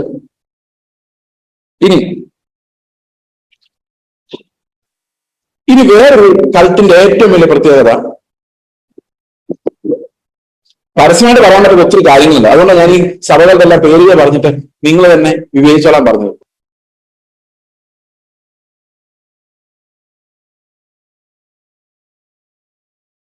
ഓക്കെ, ഇനി വേറൊരു പ്രത്യേകത വെച്ച് കഴിഞ്ഞാൽ ഈ കൂട്ടത്തിലല്ലാത്ത ബന്ധുക്കളോട് മിണ്ടാൻ ഇടപെടാൻ അവർ സമ്മതിക്കില്ല. ചില കൾട്ടുകൾ അങ്ങനെയാണ്. അതായത് നിങ്ങൾ അതിനകത്ത് പെട്ടു കഴിഞ്ഞാൽ പിന്നെ പറയും, അതെ ഞാൻ എൻ്റെ ചേട്ടന്റെ വീട്ടിൽ കല്യാണത്തിന് പോയേക്കുമായിരുന്നു, അവിശ്വാസികളുമായി ഇണയില്ലാപ്പണ കൂടരുത്. അപ്പൊ അവരെ നാളെ കർത്താവിന്റെ അടുത്തേക്ക് കൊണ്ടുവരാൻ നമ്മളവരെ സ്നേഹിക്കണ്ടേ? അവ പറയും ഇതെല്ലാം അവിശ്വാസികളുമായുള്ള കൂട്ടുകച്ചവടമാണ്, നിങ്ങൾ ആ കല്യാണത്തിന് പോകരുത്. അവസാനം നമ്മളെ സമൂഹത്തിനും വേണ്ട, കുടുംബത്തിനും ശത്രുക്കളായി അവസാനം ഇവരും നമ്മൾ ഒരു ദിവസം തള്ളിക്കളയുമ്പോൾ നമുക്ക് മനസ്സിലാവും ഇതെല്ലാം വെറും കൺട്രോളിന്റെ ഭാഗമായി ഉണ്ടായതാണ്. മക്കളെ എവിടെ പഠിക്കാൻ വിടണം? കഴിഞ്ഞ ഞാൻ ഓർക്കുന്നുണ്ട്, ഒരു പാസ്റ്റർ പറയാണ്, ആ കൊച്ചിന് എവിടെ അഡ്മിഷൻ കിട്ടി, എഞ്ചിനീയറിംഗാണ്. ഒരു നാട്ടുമ്പുറത്തുകാരൻ പാസ്റ്റർ. പുള്ളി എന്നോട് പറയാ, ചേച്ചി കൃഷിപ്പണി മാത്രമാണ് ദൈവത്തിന് ഇഷ്ടമുള്ള പണി. ഈ കൊച്ചിന് കൃഷിപ്പണി ഒന്നും അറിയാൻ മേല. അപ്പൊ ആ പാസ്റ്റർ കൺട്രോളിനുള്ള കപ്പാസിറ്റി ഇല്ല, പാവാ. ആ കൺട്രോളിനുള്ള കപ്പാസിറ്റി ഉണ്ടായിരുന്നെങ്കിൽ എല്ലാവരും കൃഷിക്കാരാക്കി പുള്ളി മാറ്റിയനെ. ഇവിടെ ഒരു പ്രത്യേകതരം കൾട്ടുണ്ട്, അതിന് രക്ഷപ്പെട്ട വന്ന ഒത്തിരി പേര് നമ്മുടെ ഇടയിലുണ്ട്. അവർ പറഞ്ഞെന്നു വെച്ച് കഴിഞ്ഞാൽ 7 വർഷമുള്ള മഹാപീഡനകാലം തുടങ്ങി.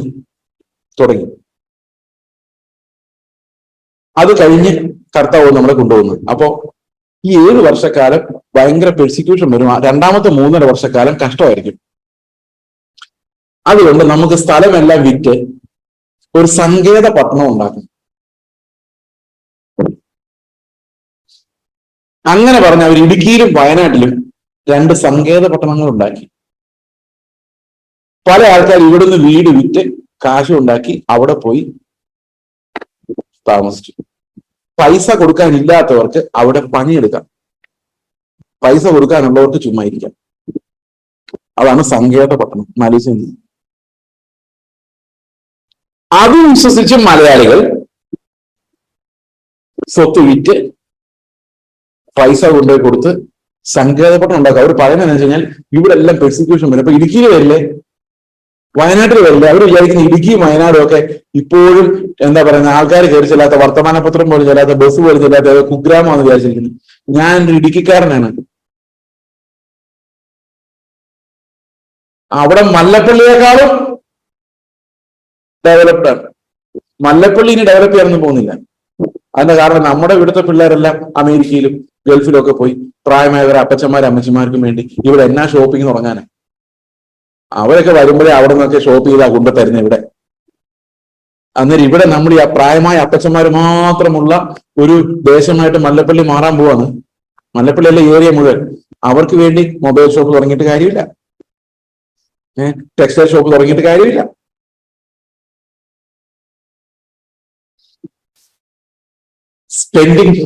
സ്പെൻഡ് ചെയ്യാൻ പറ്റുന്ന, ഏൺ ചെയ്യുന്ന പോപ്പുലേഷനോ ബിസിനസ്സോ ഇൻഡസ്ട്രിയോ ഒന്നുമില്ലാത്ത, വെളിയിൽ പോയി സമ്പാദിച്ചു വരുന്ന ആളുകളുടെ പണം കൊണ്ട് മാത്രം ജീവിക്കുന്ന സമൂഹങ്ങളാണ് ഈ ഏരിയയിൽ മുഴുവനുള്ളത്. അതെല്ലാം നല്ല അധ്വാനങ്ങളാണ്. ഞാൻ പറഞ്ഞത് ഇവിടെ ബിസിനസ് തുടങ്ങിയിട്ട് കാര്യമൊന്നുമില്ല. നിങ്ങൾ ഇവിടെ ബിസിനസ്, അതുകൊണ്ട് തന്നെ ഈ മല്ലപ്പള്ളിയെ പോലുള്ള സ്ഥലങ്ങൾ അധികം പ്രോഗ്രസ് ചെയ്യാൻ, ഡെവലപ്പ് ചെയ്യാൻ പോകുന്നില്ല. അതിന്റെ കാരണം ഇതാണ്, ഇവിടെ ആ ഡെവലപ്മെന്റ് വേണ്ട ആൾക്കാരെല്ലാം കാനഡയിലേക്കും ജർമ്മനിയിലേക്കും കുടിയേറാൻ വേണ്ടി എക്സാം എഴുതിക്കൊണ്ട് 2ാമതും 3ാമതും തോറ്റിട്ടും 8ാമതും 10ാമതും എഴുതിക്കൊണ്ടിരിക്കുകയാണ് എങ്ങനെയെങ്കിലും രക്ഷപ്പെടാൻ വേണ്ടി. അപ്പൊ ഇവിടെ ബിസിനസ് കൊണ്ട് നടത്തിയിട്ട് എന്ത് കാര്യം? ഓക്കെ, അപ്പോൾ ലൈഫിന്റെ കൺട്രോൾ എങ്ങോട്ട് പോകണം, എന്ത് ചെയ്യണം, വ്യവസായം ചെയ്യണോ, എല്ലാം തീരുമാനിക്കുന്നത് നിങ്ങളുടെ ചർച്ചിലെ പാസ്റ്റർ ആണെങ്കിൽ ആ പാസ്റ്റർ പറയാതെ, ദൈവാലോചനയാണ് പറയാതെ നിങ്ങൾക്ക് ഒരു സമാധാനമില്ലെങ്കിൽ you are in trouble, big trouble. ആ പാസ്റ്റർ നിങ്ങളെല്ലാം കൺട്രോൾ ചെയ്തിട്ടുണ്ട്. എന്നോട് പറയുന്നത് ഞാൻ പറയാറുണ്ട്, നിങ്ങൾ പ്രാർത്ഥിച്ച് എന്താണെന്ന് വെച്ചാൽ എനിക്ക് ഇതിനെക്കുറിച്ച് ഒരു വിവരമില്ല, ഞാൻ എന്നെ ചെയ്യാൻ പറ്റും.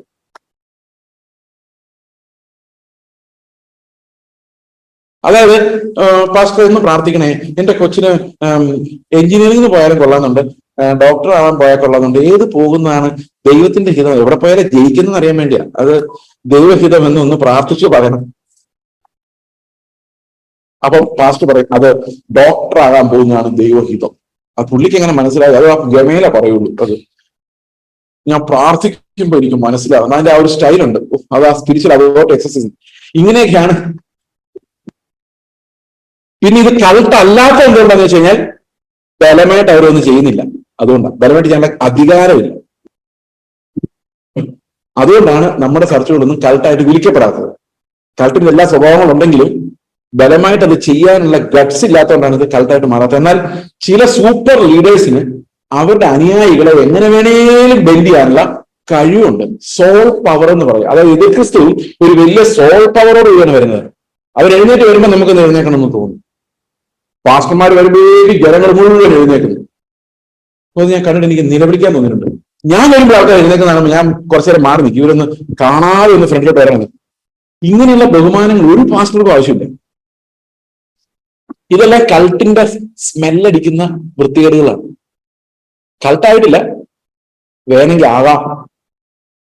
അതുകൊണ്ട് undue control over our life or demanding an undue reverence, ഇതെല്ലാം ക്രിസ്തുവിന്റെ സ്ഥാനത്തേക്ക് ആരാധ്യ പുരുഷന്മാർ വരുന്നതിന് തുല്യമാണ്, അപമാനകരമാണ്. ഓക്കെ, ഈ ഐസൊലേഷൻ, അതായത് കൾട്ടിന്റെ ഒരു പ്രത്യേകതയാണ് നമ്മളെ പോലെ അല്ലാത്തവർ നമുക്ക് ശത്രുക്കൾ എന്നുള്ളത്. അത് TPM-കാർക്ക് ആ കോംപ്ലക്സ് ഉണ്ട്, പല ചർച്ചകൾക്ക് ആ കോംപ്ലക്സ് ഉണ്ട്. ഞങ്ങളെ പോലെ അല്ലാത്തവർ ഞങ്ങളുടെ ശത്രുക്കൾ. The only church.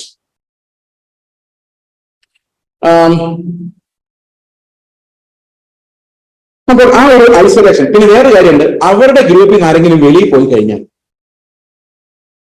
പിന്നെ അവരുടെ അടുത്ത് മിണ്ടാൻ പോലും ആരെയും അനുവദിക്കും. ഞാൻ പേര് പറയാതെ ഒരു കൾട്ടിന്റെ കാര്യം പറയാം, നിങ്ങൾക്ക് മനസ്സിലായെങ്കിൽ നിങ്ങൾ മിണ്ടണ്ട, കാരണം ഇത് റെക്കോർഡിംഗ് ആയിട്ട് യൂട്യൂബിൽ പോകുന്നതുകൊണ്ടാണ് ഞാൻ പേര് പറയാത്തത്. ഒരു പ്രധാനപ്പെട്ട വ്യക്തിയുടെ പേരിലുള്ള ഒരു ചർച്ച, അതൊരു ശിഷ്യത്വ സഭയെന്ന് എല്ലാവരും വിശ്വസിക്കുന്നു. അവിടെ ഒരു ദിവസം എൻ്റെ ഒരു സുഹൃത്ത് എന്ന് പറഞ്ഞാൽ യങ് ഫ്രണ്ടാണ് അദ്ദേഹം. ഈ മനുഷ്യന്റെ ഒരു ജന്മദിന വാർഷികം ആഘോഷിക്കാൻ വേണ്ടി പോവാണ്. അതായത് ആരുടെയാണ്? ഒരു സ്പിരിച്വൽ ലീഡറിന്റെ ജന്മദിന ആഘോഷിക്കാൻ വേണ്ടി 300-400 കിലോമീറ്റർ സൈക്കിൾ ഓട്ടി പോവാണ്. ജാഥ. അവിടെ ചെന്ന് കഴിഞ്ഞപ്പോൾ ഈ മനുഷ്യനെ പുകഴ്ത്തിക്കൊണ്ട് എല്ലാവരും എഴുന്നേറ്റുന്ന ഒരു പാട്ട് പാടി. That song was about that person. അപ്പൊ ഇദ്ദേഹം ആ മനുഷ്യനോട് ചോദിച്ചു, ഈ പയ്യൻ ആ മനുഷ്യനോട് ചോദിച്ചു, പിന്നീട് ഒരു ലെറ്ററിലൂടെ, ദൈവത്തെ പ്രകീർത്തിച്ചല്ലാതെ നമ്മൾ മനുഷ്യനെ പ്രകീർത്തിച്ച് എഴുന്നേറ്റ് നിന്ന് പാടുന്നത് ഉചിതമാണോ? അതെന്തുകൊണ്ടാണ് അനുവദിക്കപ്പെട്ടത് എന്ന് ചോദിച്ചപ്പോൾ അദ്ദേഹം പറഞ്ഞു, നീ ഒരു ഇൻഡിസിപ്ലിൻഡ് ആയിട്ടുള്ള ആളാണ്, നീ എന്നോട് ഇത് ചോദിക്കാൻ നിനക്ക് എന്താണ് കാര്യം? നീ നിന്റെ എൽഡറിനോട് ചോദിക്കും. ആ എൽഡർ ഇദ്ദേഹത്തെ ഒന്ന് വഴക്ക് പറയുന്നത്, how dare you question your leader എന്ന് ചോദിക്കുന്നത്. എന്നിട്ട് അവർ സഭയിൽ നിന്ന് പുറത്തായപ്പോൾ അവരുടെ ചർച്ചിലുള്ളവർ പറഞ്ഞു അവന്റെ കല്യാണം കൂടാൻ പോലും ഒരുത്തിനും പോയേക്കരുത്. ആരും വന്നില്ല, ഓരോറ്റ ആള് പോലും അവന്റെ കല്യാണം വന്നില്ല. ഇതാണ് ഐസൊലേഷൻ എന്ന് പറയുന്നത്. നമ്മള് കർത്താവിന്റെ നാമത്തിൽ ഇറങ്ങുമ്പോൾ ആദ്യം നമ്മുടെ ബന്ധുക്കളും പ്രിയപ്പെട്ടവരെല്ലാം നമ്മളെ കൈവിടും. എന്നിട്ട് നമ്മൾ ഇത് മാത്രമേ ഉള്ളൂ എന്ന് പറഞ്ഞുകൊണ്ടാണ് ഇവരുടെ പറയാൻ നടക്കുന്നത്. ഇവര് പിണങ്ങിയാൽ ഇവരെല്ലാം വിട്ട് ഇറങ്ങി വന്നവരല്ലേ എന്നൊന്നും ചിന്തിക്കില്ല. കാട്ട് ചെയ്ത് മുറിച്ച് ദൂരെ കളഞ്ഞിരിക്കും. ഇത് കൾട്ടാണ്, ഐസൊലേഷൻ. അതായത് അവിടെ നിന്ന് പിരിയാൻ സ്വാതന്ത്ര്യമില്ലായ്മ. പിരിഞ്ഞു കഴിഞ്ഞാൽ പിന്നെ ആരും അവരോട് മിണ്ടരുതെന്ന് പ്രഖ്യാപിക്കുക. കാരണം എന്താ, എന്തെങ്കിലും റീസൺ കാണും പിരിഞ്ഞതിന്. ആ റീസൺ ആരും അറിയാതിരിക്കാൻ വേണ്ടിയാണ്. Manipulation, isolation. സഹോദരങ്ങളെ, എത്ര വലിയ ശുശ്രൂഷകനും ആ സഭയിലെ ഒരു ദാസൻ മാത്രമാണ്. അവരുടെ വേലയെ സംബന്ധിച്ചുള്ള ബഹുമാനം അവർക്ക് കൊടുക്കണമെന്നുള്ളത് ശരിയാണെങ്കിലും വ്യക്തി എന്നുള്ള രീതിയിൽ ഒരു മനുഷ്യനും ഒരു അൺഡ്യൂ ബഹുമാനത്തിന് അർഹനല്ല. നിങ്ങൾക്ക് ലഭിക്കുന്ന അതേ ബഹുമാനത്തിനെ ശുശ്രൂഷകർക്കും അർഹതയുള്ളൂ. എന്നാൽ അവരുടെ കൃപാവരങ്ങളിൽ ശുശ്രൂഷയുമാണ് നമ്മൾ ബഹുമാനത്തോടെ വിചാരിക്കേണ്ടത്. ദാറ്റ് വ്യക്തി is as good A Sinner as you. മനസ്സിലായ? നിങ്ങളുടെ ഉള്ളിലുള്ള അതേ എമൗണ്ട് ഓഫ് പാപം ആരുടെ ഉള്ളിലുണ്ട്? എന്റെ സഹോദരങ്ങളെ, അവരും രാവിലെ എഴുന്നേറ്റ് പല്ല് തേച്ചാലേ പല്ല് എടുക്കുള്ളൂ. അവർക്കും രാവിലെ കുളിക്കണം, അത്യാവശ്യ കാര്യങ്ങൾ നിർവഹിച്ചേ പറ്റുള്ളൂ. അവർക്കും അധ്വാനിച്ച വേർക്കും ടയർഡാവും, രോഗം വരും. Same like us. കർത്താവിനൊരു വ്യത്യാസം ഉണ്ടായിരുന്നു, കർത്താവിന് പാവമില്ലായിരുന്നു. ആ വ്യത്യാസവും ഇവിടെ ഇല്ല. സന്തോഷമായ? അപ്പോൾ ഐസൊലേഷൻ എന്ന് പറയുന്നത് ഒരു മനുഷ്യനെ വെളിയിലുള്ളവരുമായിട്ടുള്ള കോണ്ടാക്ട് കട്ട് ചെയ്ത് കളഞ്ഞിട്ട്. ഇപ്പൊ നമ്മൾ പിള്ളേർ പറയലേ, ആരുടെ നിന്റെ കൂട്ടുകാര്? ഞാൻ പറയും, വേറൊരു മതത്തിൽപ്പെട്ടവന്റെ പേരാ പറയുന്നെങ്കിൽ അവനായിട്ടൊക്കെ കൂട്ടുകൂടി നടന്നോ എന്ന് പറഞ്ഞു കഴിഞ്ഞാൽ ഇനി ആരുമായിട്ട് മാത്രമേ കൂട്ടുകൂടാവുള്ളൂ? നമ്മുടെ പിള്ളേർ കൂട്ടുകൂടി എന്ത് കാണിച്ചാലും കുഴപ്പമില്ല. കാരണം എന്താ? ഈ ഐസൊലേഷൻ. അതായത് സമൂഹത്തിൽ നമ്മൾ എന്ത് ചെയ്യുക, അവനെ ഏത് കൾച്ചറിലും ജീവിക്കാൻ, ഏത് തരത്തിലുള്ള കൂട്ടുകാരോട് സ്നേഹമായി ഇടപെടാനും ക്രിസ്തുവിനെ സാക്ഷിക്കാനും എക്വിപ്പ് ചെയ്യുന്നതിന് പകരം നീ അവനോട് കൂടരുത്, മിണ്ടരുതെന്ന് പറഞ്ഞ് അവൻ ഐസൊലേറ്റ് ചെയ്ത് കഴിയുമ്പോൾ ഇവൻ അവിടെ ഐസൊലേറ്റഡ് ആയി. ഇവന്റെ തിങ്കിങ് പ്രോസസ്സിനെ ആരാ നിയന്ത്രിക്കുന്നത്? ഈ പാസ്റ്റർ നിയന്ത്രിക്കുന്നത്, ഈ ചർച്ചാണ് നിയന്ത്രിക്കുന്നത്. എന്നാലോചിക്കുക, നമ്മൾ ഐസൊലേറ്റഡ് ആകുന്നത്, ഐസൊലേറ്റ് ചെയ്യുന്നത്, നമ്മളെ ഐസൊലേറ്റ് ചെയ്യുന്നത്, അല്ലെങ്കിൽ ഈ സഭയിൽ നിന്ന് വെളിയിൽ പോകുന്നവരെ ഐസൊലേറ്റ് ചെയ്യുന്നത് ഇങ്ങനെയൊരു പ്രതിഭാസമാണ്. അത് കൾട്ടിന്റെ ഒരു ലക്ഷണമാണ്. ഞാൻ പറഞ്ഞ പ്രാക്ടീസുകളൊക്കെ മിക്കവാറും നമുക്കെല്ലാം ചെറിയ തോതിലുണ്ടെങ്കിലും അത് നിർബന്ധപൂർവ്വം ഒരു ചർച്ചിന്റെ നിയമമായി വരുമ്പോൾ അതിനെ നമ്മൾ കൾട്ട് എന്ന് മനസ്സിലായി. ഇതെല്ലാം എല്ലാവർക്കും ഉണ്ട്, പക്ഷെ അതൊരു കൽപ്പനയെ പുറപ്പെടുവിക്കാൻ വിചാരിച്ചു. ഞാൻ ഒരു ദിവസം ഈ കൾട്ട് ഉണ്ടാക്കാനുള്ള കിരാതമായി പരിശ്രമിച്ചുകൊണ്ടിരിക്കുകയായിരുന്നു. അപ്പൊ ഞങ്ങൾ അതിനകത്തൊരു ഭാഗമായിരുന്നു. കൾട്ടായി മാറുന്ന പറഞ്ഞപ്പോൾ ഞങ്ങൾ ചാടിയാണ്. അപ്പൊ ഞങ്ങൾ ഒരു ദിവസം ആഹാരം കഴിച്ചുകൊണ്ടിരിക്കുമ്പോൾ ഈ മനുഷ്യൻ വന്നു. അല്ല, പ്രാർത്ഥിച്ചുകൊണ്ടിരുന്നപ്പോ ഞങ്ങൾ പ്രാർത്ഥിച്ചുകൊണ്ട് കണ്ണെടുത്ത് പ്രാർത്ഥിച്ചുകൊണ്ടിരുന്നപ്പോ ഈ മനുഷ്യൻ വന്നു. ലീഡർ. അദ്ദേഹം വന്നപ്പോ ആരും എഴുന്നേറ്റില്ല, കാരണം പ്രാർത്ഥിക്കുമായിരുന്നു. അത് ഞാൻ ചൂടായി. ഞാൻ വന്നപ്പോ നിങ്ങളാരും എഴുന്നേറ്റില്ലെന്നു. അപ്പോ മനസ്സിലായി ഇതൊരു, അയാൾ ആരാണ്? അയാൾ കർത്താവിന്റെ ആളല്ല. അതൊരു റൂളാക്കി മാറ്റുമോ പുള്ളി വരുമ്പോ എല്ലാവരും? when that becomes a rule or an enforcement, അത് കൾട്ടായിട്ട് വരും. ഓക്കെ. പിന്നെ വേറൊരു പ്രത്യേകത എന്ന് വെച്ച് കഴിഞ്ഞാൽ, ഞാനൊരു ആർട്ടിക്കിളിനകത്ത് എടുത്തേക്കുന്നത് ഈ ചില ഭാഗങ്ങൾ. ഞാൻ ഈ സാധാരണ ഞാൻ വചനം മാത്രമേ സംസാരിക്കണമെന്ന് എനിക്ക് അറിയാമല്ലോ. വചനം എടുത്തുകൊണ്ട് റെഫറൻസ് ഇല്ലാതെ ഞാൻ സാധാരണ സംസാരിക്കുന്നത്. എന്നാൽ ഈ 2 ദിവസം ഈ കൾട്ടുകളെ നേരിടാൻ വേണ്ടി ഞാൻ അവരുടെ പുസ്തകങ്ങൾ വായിച്ചു, ട്രാക്ട് വായിച്ചു. അതുപോലെ അതിനെതിരെ എന്താണ് ഈ സാധനങ്ങൾ എന്നുള്ളതിനെ കുറിച്ച് ഒരു ചെറിയ പറഞ്ഞു. അപ്പൊ എന്റെ കൂടെ ഇവരെല്ലാവരും ഉണ്ടായിരുന്നു. വിചാരിക്കുകയാണെങ്കിൽ എപ്പോഴാണ് ഈ പുള്ളി ഇതെല്ലാം ചെയ്തതെന്ന്. അത് ചെയ്യാനധികം സമയമൊന്നും വേണ്ട. പക്ഷെ ഇത് ഞാനൊരു ചെറിയ പ്രിപ്പറേഷൻ നടത്തിയിട്ട് പ്രസംഗം ഒരു 8 വർഷത്തിനും ശേഷമാണ് ഞാൻ എന്തെങ്കിലും ഒരു കാര്യം നോട്ട് ഡൗൺ ചെയ്തിട്ട് പ്രസംഗിക്കുന്നത്. ഓക്കെ, ഇതൊരു പ്രസംഗമായിട്ട് നിങ്ങൾ വിചാരിക്കരുത്, ഇതൊരു ക്ലാസ് ആയിട്ട് വിചാരിക്കാവുള്ളൂ. This only about the cult. I'm not preaching the doctrine. ആ ഡോക്ടറിനെ സംസാരിക്കുമ്പോൾ വീണ്ടും it will only be the Bible. പക്ഷെ ഇപ്പൊ ഞാൻ കുറെ ആളുകളുടെ റെഫറൻസും പഠനവും എല്ലാം ഇതിനകത്ത് ഉപയോഗിച്ചിട്ടുണ്ട്. ഓക്കെ, ഇനി അടുത്തൊരു കാര്യം ഇവർ പറയുന്നത് ലവ് ബോംബിംഗ് എന്ന് പറയും. Love bombing. ഈ ലവ് ബോംബിംഗ് എന്ന് പറയുന്നത് ഒരു മനുഷ്യൻ പിരിഞ്ഞു പോകാതിരിക്കാൻ വേണ്ടി അവനെ വല്ലാതെ അങ്ങ് സ്നേഹിക്കും. ആശുപത്രി പോകുമ്പോൾ അവന്റെ കൂടെ പോയി നിൽക്കും, അവനെ മരുന്ന് മേടിച്ചോണ്ട് കൊടുക്കും, എല്ലാ പണികളും ചെയ്യും. അപ്പൊ ഇവന് ഇത് കള്ളമാണെന്ന് മനസ്സിലേക്ക് പോകാൻ നേരത്ത് പറയും ഇവർ ഇമോഷണലി ബ്ലാക്ക്മെയിൽ ചെയ്യും. എന്തുമാത്രം ഞാൻ നിങ്ങളെ സപ്പോർട്ട് ചെയ്തു, നീ വയ്യാതെ കിടന്നപ്പോ ഞാനല്ലേ അടുത്ത് വന്നിരുന്നത്, വേറെ ആരെങ്കിലും ഉണ്ടായിരുന്നു? അയ്യോ അത് ശരിയാണ്, ഇത്രയും സ്നേഹമുള്ള ആൾക്കാരെ വിട്ടിട്ട് എങ്ങനെ പോകും? അപ്പൊ truth of the law, truth of gospel, അത് ചിന്തിക്കാൻ പറ്റും. ഈ മനുഷ്യന്റെ സ്നേഹം എന്ന ബോംബിനകത്ത് നമ്മൾ പൊട്ടിത്തെറിച്ചു പോയി. അപ്പൊ ഇന്ന് പല ചർച്ചകളോടുമുള്ള അല്ലെങ്കിൽ പല ഗ്രൂപ്പുകളോടുമുള്ള ഈ പ്രത്യേകിച്ച് കൾട്ട് ഗ്രൂപ്പുകൾ, അവരോടുള്ള മനുഷ്യന്റെ വിധേയത്വം എന്ന് പറയുന്നത് ഈ ലവ് ബോംബിങ്ങിന്റെ ഫലമായിട്ടുണ്ടാകുന്നുണ്ട്. നിങ്ങളുടെ വീട്ടിൽ ഇങ്ങനത്തെ ലവ് ബോംബുകൾ വീഴാറുണ്ടോ? ഈ ലവ് ബോംബുകൾ എന്തിനു വേണ്ടിയാണെന്ന് വെച്ച് കഴിഞ്ഞാൽ, നിങ്ങൾ ഞങ്ങളെ സ്നേഹിക്കൂ, ഞങ്ങളെ വിട്ടെങ്ങും പോകല്ലേ, ഞങ്ങൾ കുറെ കള്ളത്തരങ്ങൾ പറയുന്നില്ല, കണ്ണടച്ചേക്കൂ, ഞങ്ങൾ നിങ്ങളെ സ്നേഹിച്ചുകൊണ്ടിരിക്കും. കാരണം ഒത്തിരി സ്നേഹം വരുമ്പോൾ നമുക്ക് അവർ ചെയ്യുന്ന എല്ലാം നല്ലതായിട്ട് തോന്നും. സ്നേഹമാണെങ്കിൽ ആരെന്ത് ചെയ്താലും ഒരു കുറ്റമായിട്ട് തോന്നുന്നില്ല. എന്നാൽ ഇത്തിരി സ്നേഹം കുറഞ്ഞ എല്ലാം കുറ്റമായിരിക്കും. അപ്പം ഒന്നും കുറ്റമായിട്ട് തോന്നാതിരിക്കാൻ എന്നാ ചെയ്താൽ മതി? ശരിക്കും അങ്ങ് വാരിക്കോരി സ്നേഹിച്ചാൽ മതി. കുറച്ച് പൈസയും കൂടെ ചെലവാക്കി അങ്ങ് സ്നേഹിച്ചു കഴിഞ്ഞാൽ ആ പൈസ ഇല്ലാതിരുന്നപ്പോ ആ പാസ്റ്ററാണ് എന്നെ സഹായിച്ചത്. അപ്പം കർത്താവ് നിനക്ക് വേണ്ടി മരിച്ചതോ? അതറിയത്തില്ല. ഒന്നാമതും ആ 500 രൂപയുടെ വില. അപ്പൊ കർത്താവിന്റെ രക്തത്തിന്റെ വിലയോ? ഈ വ്യാജത്തിനകത്ത് നരകത്തിൽ പോയാൽ നശിച്ചു പോയാലോ? പക്ഷെ ഈ ലവ് ബോംബിനകത്ത് ഇവർ പൊട്ടിത്തെറിച്ചിരിക്കുക. TPS സഭ കൾട്ട് എന്ന പാസ്റ്റർ ചെസ് ജോസഫും പാസ്റ്റർ അനിക്കുത്തോട്ടവും പാസ്റ്റർ ജോബി ഹാൽവിൻ സിയോൻ മലയിൽ കുഞ്ഞാടിനോടുകൂടി നിൽക്കുന്ന 144,000 പേർ അച്ചായന്മാരും അച്ചായത്തിമാരും അല്ല എന്ന് പാസ്റ്റർ അടിമാലി, എനിക്ക് അദ്ദേഹത്തിൻ്റെ പേര് ഡേവിഡ് അടിമാലി എന്ന് വിശ്വസിക്കുന്നു, കർണാടക കേന്ദ്രമായി പ്രവർത്തിക്കുന്ന പാസ്റ്റർ ഇവരുടെ വീഡിയോകൾ കാണുവാനിടയായി. ഇത്രയും പേർ പറയുമ്പോൾ എന്തെങ്കിലും സത്യമുണ്ടോ എന്ന് ഞാൻ അന്വേഷിച്ചു. TPS സഭ കൾട്ട് സഭയല്ല എന്ന് മനസ്സിലായി. വചനത്തിൻ്റെ അടിസ്ഥാനത്തിൽ ദൈവകൃപയാൽ തെളിവ് തരാം. വെളിപ്പാട് പുസ്തകം 12-ാം അധ്യായം മുഴുവനും IPC സഭയുടെ പാസ്റ്റർ PJ ഡാനിയൽ സാറിൻ്റെ വെളിപ്പാട് പുസ്തകം വ്യാഖ്യാനം എന്ന ബുക്ക് പേജ് 203, 204, 205 മുഴുവനും തെറ്റാകും. ഇനി ബാക്കി നമുക്ക് പിന്നീട് സംസാരിക്കാം.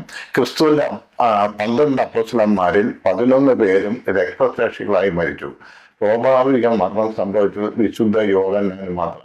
അന്നത്തെ റോമ ചക്രവർത്തി വിശുദ്ധ യോഹന്നാനെ പത്മോസ് എന്ന ദ്വീപിൽ നാടുകടത്തി. അവിടെ വെച്ച് സ്വർഗത്തിൽ സംസാരിക്കുന്ന ഒരു ശബ്ദം യോഹന്നാൻ കേട്ടു, ഇവിടെ കയറി വരിക, മേലാൽ സംഭവിക്കാനുള്ളത് ഞാൻ നിനക്ക് കാണിച്ചു തരാം. വെളിപ്പാട് പുസ്തകം 4-ാം അധ്യായത്തിന്റെ 1-ൽ അത് രേഖപ്പെടുത്തിയിരിക്കുന്നു. മേലാൽ സംഭവിക്കാനുള്ളത് എന്നുള്ള പ്രയോഗം അന്ത്യകാല സംഭവങ്ങളെ കാണിക്കുന്നു. യോഹന്നാന് ദർശനം ലഭിക്കുന്നതിന് മുമ്പ് തന്നെ കർത്താവിന്റെ ജനനവും സ്വർഗാരോഹണവും കഴിഞ്ഞിരുന്നു. വെളിപ്പാട് പുസ്തകം 12:1 മുതൽ 5 വരെയുള്ള വിശുദ്ധ യോഹന്നാനെ കാണുന്ന പ്രധാനപ്പെട്ട ഭാഗങ്ങൾ മാത്രം വായിക്കാം. വെളിപ്പാട് പുസ്തകം 1-2 വായിക്കാം. സ്വർഗത്തിലെ വലിയൊരു അടയാളം കാണായി സൂര്യൻ അണിഞ്ഞൊരു സ്ത്രീ, അവൾ ഗർഭിണിയായി നോവ് കിട്ടി വേദനപ്പെട്ടു നിലവിളിച്ചു. അവൾ സകല ജാതികളെയും ഇരുമ്പുകോൽ കൊണ്ട് മേയ്പ്പാനുള്ള ഒരു ആൺകുട്ടിയെ പ്രസവിച്ചു. കുട്ടി ദൈവത്തിൻ്റെ അടുക്കിലേക്കും അവൻ്റെ സിംഹാസനത്തിലേക്കും പെട്ടെന്ന് എടുക്കപ്പെട്ടു. ആൺകുട്ടി ജനിക്കുന്നത് സ്വർഗസ്ഥലങ്ങളിലാണ്. അതിനാൽ അക്ഷരിക ജനനത്തെ അല്ല, ആത്മീയ ജനനത്തെ അത്രേ കാണിക്കുന്നത്. ഇനി അടുത്തതായി, സൂര്യൻ അണിഞ്ഞൊരു സ്ത്രീ ആരാകുന്നു? ഈ സ്ത്രീ ഇസ്രയേൽ സഭയെ കുറിക്കുന്നു എന്ന് പാസ്റ്റർ PJ ഡാനിയൽ സാറിൻ്റെ വെളിപ്പാട് പുസ്തക വ്യാഖ്യാന ബുക്ക് പേജ് 203 എഴുതിയിരിക്കുന്നു. ഈ സ്ത്രീ ഇസ്രയേൽ സഭയെ കുറിക്കുന്നു എന്ന് പാസ്റ്റർ ഡാനിയൽ സാറിൻ്റെ വെളിപ്പാട് പുസ്തകം വ്യാഖ്യാനം എന്ന ബുക്കിൽ പേജ് 203 എഴുതിയിരിക്കുന്നു. ഇത് 100% തെറ്റാണ്. കാരണം വെളിപ്പാട് പുസ്തകം 12 അധ്യായത്തിൻ്റെ 1 പറയുന്ന സ്ത്രീ മാനസാന്തരപ്പെട്ട് സ്നാനപ്പെട്ട് അഭിഷേകം പ്രാപിച്ച് വിശുദ്ധിയിൽ പൂർണ്ണത പ്രാപിച്ച പുതിയ നിയമസഭയല്ലാതെ മറ്റാരുമല്ല. ഇവരെ മണവാട്ടി അല്ലെങ്കിൽ ജയാളികൾ എന്ന് വിളിക്കുന്നു. അതുകൊണ്ടാണ് എടുക്കപ്പെടുന്ന മണവാട്ടി സഭയെ ആൺകുട്ടി എന്ന് വിളിക്കുന്നത്. സഭയാകുന്ന ഈ ആൺകുട്ടി ഒരു ശരീരമാണ്. അതുകൊണ്ട് പലരായ നാം ഒരു ശരീരമായി തീരണം. അവരിൽ യവനും യഹൂദനും എന്നില്ല, പരിച്ഛേദനയും അഗ്രചർമ്മവും എന്നില്ല, ദാസനും സ്വതന്ത്രനും എന്നില്ല. കൊലോസ്യർ 3:11 വായിക്കാൻ കഴിയും. അതുകൊണ്ട് ആൺകുട്ടി ഒരു വ്യക്തിയല്ല, വിശുദ്ധന്മാരുടെ ഒരു ഗണമാണ്. സകല ജാതികളെ ഇരുമ്പോൾ കൊണ്ട് മേൽപ്പാനുള്ള ജ്ഞാനത്താൽ നിറഞ്ഞവരാണ് അവർ. പരിശുദ്ധാത്മാഭിഷേകം പ്രാപിച്ച സഭയിൽ ഉള്ളവർ എല്ലാവരും എടുക്കപ്പെടുകയില്ല. ജയാളികളായ വിശുദ്ധന്മാരാകുന്ന ആൺകുട്ടി മാത്രമേ കർത്താവിൻ്റെ വരവിൽ എടുക്കപ്പെടുകയുള്ളൂ. എന്നാൽ പരിശുദ്ധാത്മാവിനാൽ മുദ്ര ഇടപ്പെട്ട സഭയിൽ നിന്നും ആൺകുട്ടി പുറപ്പെട്ടു വരുന്നു എന്ന് എഫേസ്യർ ലേഖനം 4 അധ്യായത്തിൻ്റെ 30 വായിക്കാൻ കഴിയും. ഇനി ഈ സ്ത്രീയുടെ ശേഷിപ്പിനെ പറ്റി പഠിക്കുമ്പോൾ ഈ സ്ത്രീ ആരാണെന്ന് മനസ്സിലാകും. അവളുടെ സന്തതിയിൽ ശേഷിപ്പുള്ള ഇവരോട് യുദ്ധം ചെയ്യുന്നു. ദൈവകൽപ്പന പ്രമാണിക്കുന്നവരും യേശുക്രിസ്തുവിൻ്റെ സാക്ഷ്യമുള്ളവരാണ് ഇവർ. അപ്പോൾ ഇതിൻ്റെ കൂടെ കർത്താവ് യേശുക്രിസ്തു 10 കന്യകമാരുടെ ഉപമ പറയുന്നുണ്ട്. അതും കൂടെ ചേർത്ത് വായിക്കുമ്പോൾ നമുക്ക് മനസ്സിലാക്കാം. അപ്പോൾ ഇവർ ഈ വെളിപ്പാട് പുസ്തകം 12:17 പറയുന്ന ആ ശേഷിപ്പ് പുതിയ നിയമസഭയെ പറ്റിയാണ്. അതുകൊണ്ട് വെളിപ്പാട് പുസ്തകത്തിൽ പറഞ്ഞ സ്ത്രീ ഇത് ഇസ്രയേൽ സഭയല്ല, പുതിയ നിയമസഭയാണ്. ഇനി 12 നക്ഷത്രങ്ങൾ ക്രിസ്തുവിൻ്റെ അപ്പോസ്തലന്മാരെയും ശ്രേഷ്ഠമായ അപ്പോസ്തലിക ഉപദേശങ്ങളെയും സൂചിപ്പിക്കുന്നു. ഇനി രണ്ടാമതായി ആൺകുട്ടി ആകുന്നു. വെളിപ്പാട് പുസ്തകം 12 അധ്യായത്തിൻ്റെ 5 പറയുന്നു ആൺകുട്ടി ആരാണ്. വെളിപ്പാട് പുസ്തക വ്യാഖ്യാനം പേജ് നമ്പർ 204 പറയുന്നുണ്ട്, ഈ ആൺകുട്ടി 12 ഇസ്രയേൽ ഗോത്രങ്ങളിൽ നിന്നും മുദ്രയിട്ട് വേർതിരിക്കുന്ന 144,000 യഹൂദന്മാരല്ലാതെ മറ്റൊരു ഗണത്തെയും കാണുന്നില്ല എന്ന്. വെളിപ്പാട് പുസ്തകം 7:5 ഇസ്രയേൽ മക്കളുടെ സകല ഗോത്രത്തിൽ നിന്നും മുദ്രയേറ്റവർ 144,000 പേർ എന്ന് IPC സഭയുടെ വെളിപ്പാട് പുസ്തക വ്യാഖ്യാനത്തിൽ പേജ് നമ്പർ 204 പറയുന്നു. ഇത് 100% തെറ്റാണ്. കാരണം സഭയാകുന്ന ആൺകുട്ടി എടുക്കപ്പെട്ടതിന് ശേഷം സ്വർഗത്തിൽ യുദ്ധമുണ്ടാകും. അപ്പോൾ മീഖായേലും അവൻ്റെ ദൂതന്മാരും മഹാസർപ്പവും അവൻ്റെ ദൂതന്മാരും ഭൂമിയിലേക്ക് തള്ളപ്പെടും. മഹാസർപ്പത്തിന് ഒരു മനുഷ്യ ശരീരത്തിലുള്ള പ്രത്യേകിച്ചും സമ്പൂർണമായി അർപ്പിക്കപ്പെട്ട ഒരു പുരുഷനിലൂടെ അല്ലാതെ ഫലപ്രദമായി പ്രവർത്തിക്കാൻ സാധ്യമല്ല. അവൻ്റെ അല്ലെങ്കിൽ മഹാസർപ്പത്തിൻ്റെ താല്പര്യങ്ങൾ എല്ലാം സന്തോഷത്തോട് നിറവേറ്റുന്ന അങ്ങനെ ഉള്ള ഒരു വ്യക്തിയെ എതിർ ക്രിസ്തുവിൽ അവൻ കാണും.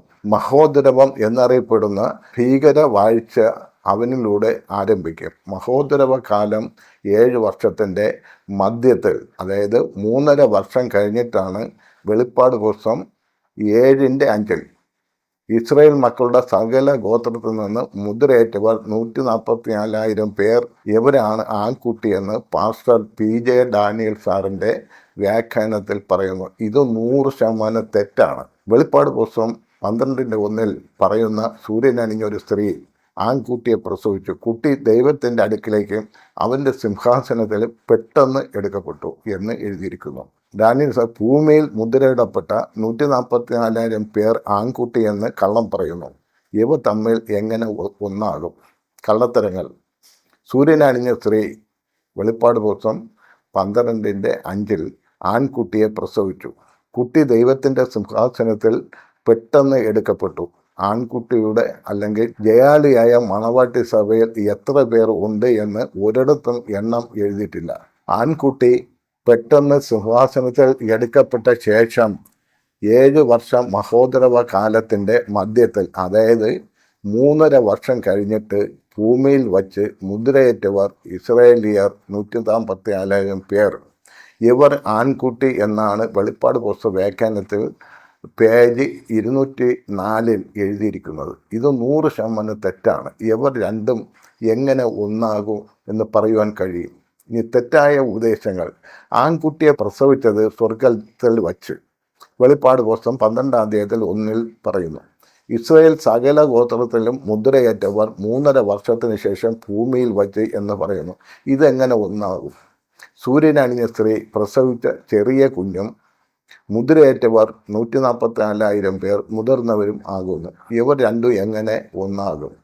വെളിപ്പാട് പുസ്തകം 7:5 മുദ്രയേറ്റ ഇസ്രായേലിയർ 144,000 പേർ എന്ന് മാത്രമേ വേദപുസ്തകത്തിൽ എഴുതിയിട്ടുള്ളൂ. വെളിപ്പാട് പുസ്തക വ്യാഖ്യാനം പേജ് 204 ഇസ്രായേൽ സഭയിൽ നിന്നും പീഡകാലത്തിലൂടെ ഉൽപ്പാദിപ്പിക്കുന്ന 144,000 മഹാസർപ്പമാവുന്ന സാത്താൻ നശിപ്പിക്കാനായി ഒരുങ്ങുമ്പോൾ സ്വർഗത്തിലെ ദൈവം അവരെ പെട്ടെന്ന് സ്വർഗത്തിലേക്ക് എടുക്കുന്നു. വെളിപ്പാട് പുസ്തകം 12-ാം അധ്യായത്തിൻ്റെ 5 എന്ന് പറയുന്നു. ഇത് 100% തെറ്റാണ്. അതായത് വെളിപ്പാട് പുസ്തകം 7:5 മുദ്രയേറ്റവർ 144,000 പേർ എന്ന് മാത്രമേ ബൈബിൾ എഴുതിയിട്ടുള്ളൂ. പെട്ടെന്ന് എന്നും കൂടി ഡാനിയൽ സാർ കൂട്ടിച്ചേർത്തു. വെളിപ്പാട് പുസ്തകം 12:5 സൂര്യൻ അണിഞ്ഞ സ്ത്രീ പ്രസവിച്ച ആൺകുട്ടി പെട്ടെന്ന് ദൈവസിംഹാസനത്തിൽ എടുക്കപ്പെട്ടത് ഇസ്രായേൽ ആണെന്ന് സ്ഥാപിക്കുവാൻ വേണ്ടിയാണ് പെട്ടെന്ന് എന്ന് കൂട്ടിച്ചേർത്തത്. ഇസ്രായേൽ 144,000 പേരും സ്ത്രീ പ്രസവിച്ച ആൺകുട്ടിയും മണവാട്ടി സഭയും ഒന്നാകുന്നു എന്ന് ആക്കിത്തീർക്കുവാൻ ശ്രമിക്കുന്നു. ഇത് ദുരുപദേശമാണ്. ഇത് തെറ്റാണ്. മണവാട്ടി സഭയുടെ എണ്ണം എത്രയെന്ന് വേദപുസ്തകത്തിൽ ഒരിടത്തും പറയുന്നില്ല. ഇനി മൂന്നാമത്തത് 144,000 അപ്പോസ്തലന്മാരാകുന്നു. പിന്നെ ഞാൻ സിയോൻ മലയിൽ കുഞ്ഞാടും അവനോട് കൂടെ നെറ്റിയിൽ അവൻ്റെ നാമവും പിതാവിൻ്റെ നാമവും എഴുതിയിരിക്കുന്ന 144,000 പേർ നിൽക്കുന്നത് കണ്ടു. വെളിപ്പാട് പുസ്തക വ്യാഖ്യാനം പേജ് 2:5 ഡാനിയൽ സാർ പറയുന്നു, മഹോദരവകാലത്തിൻ്റെ ഭീകര താണ്ഡവം ഭൂമിയിൽ നടമാടുമ്പോൾ 144,000 മുദ്രയിട്ട ഗണത്തെ സിയോൻ മലയിൽ കാണുവാൻ കഴിയും. അതായത് പറയുന്ന വെളിപ്പാട് പുസ്തകം 14-ാം അധ്യായത്തിൻ്റെ 1-ാം വാക്യത്തിൽ.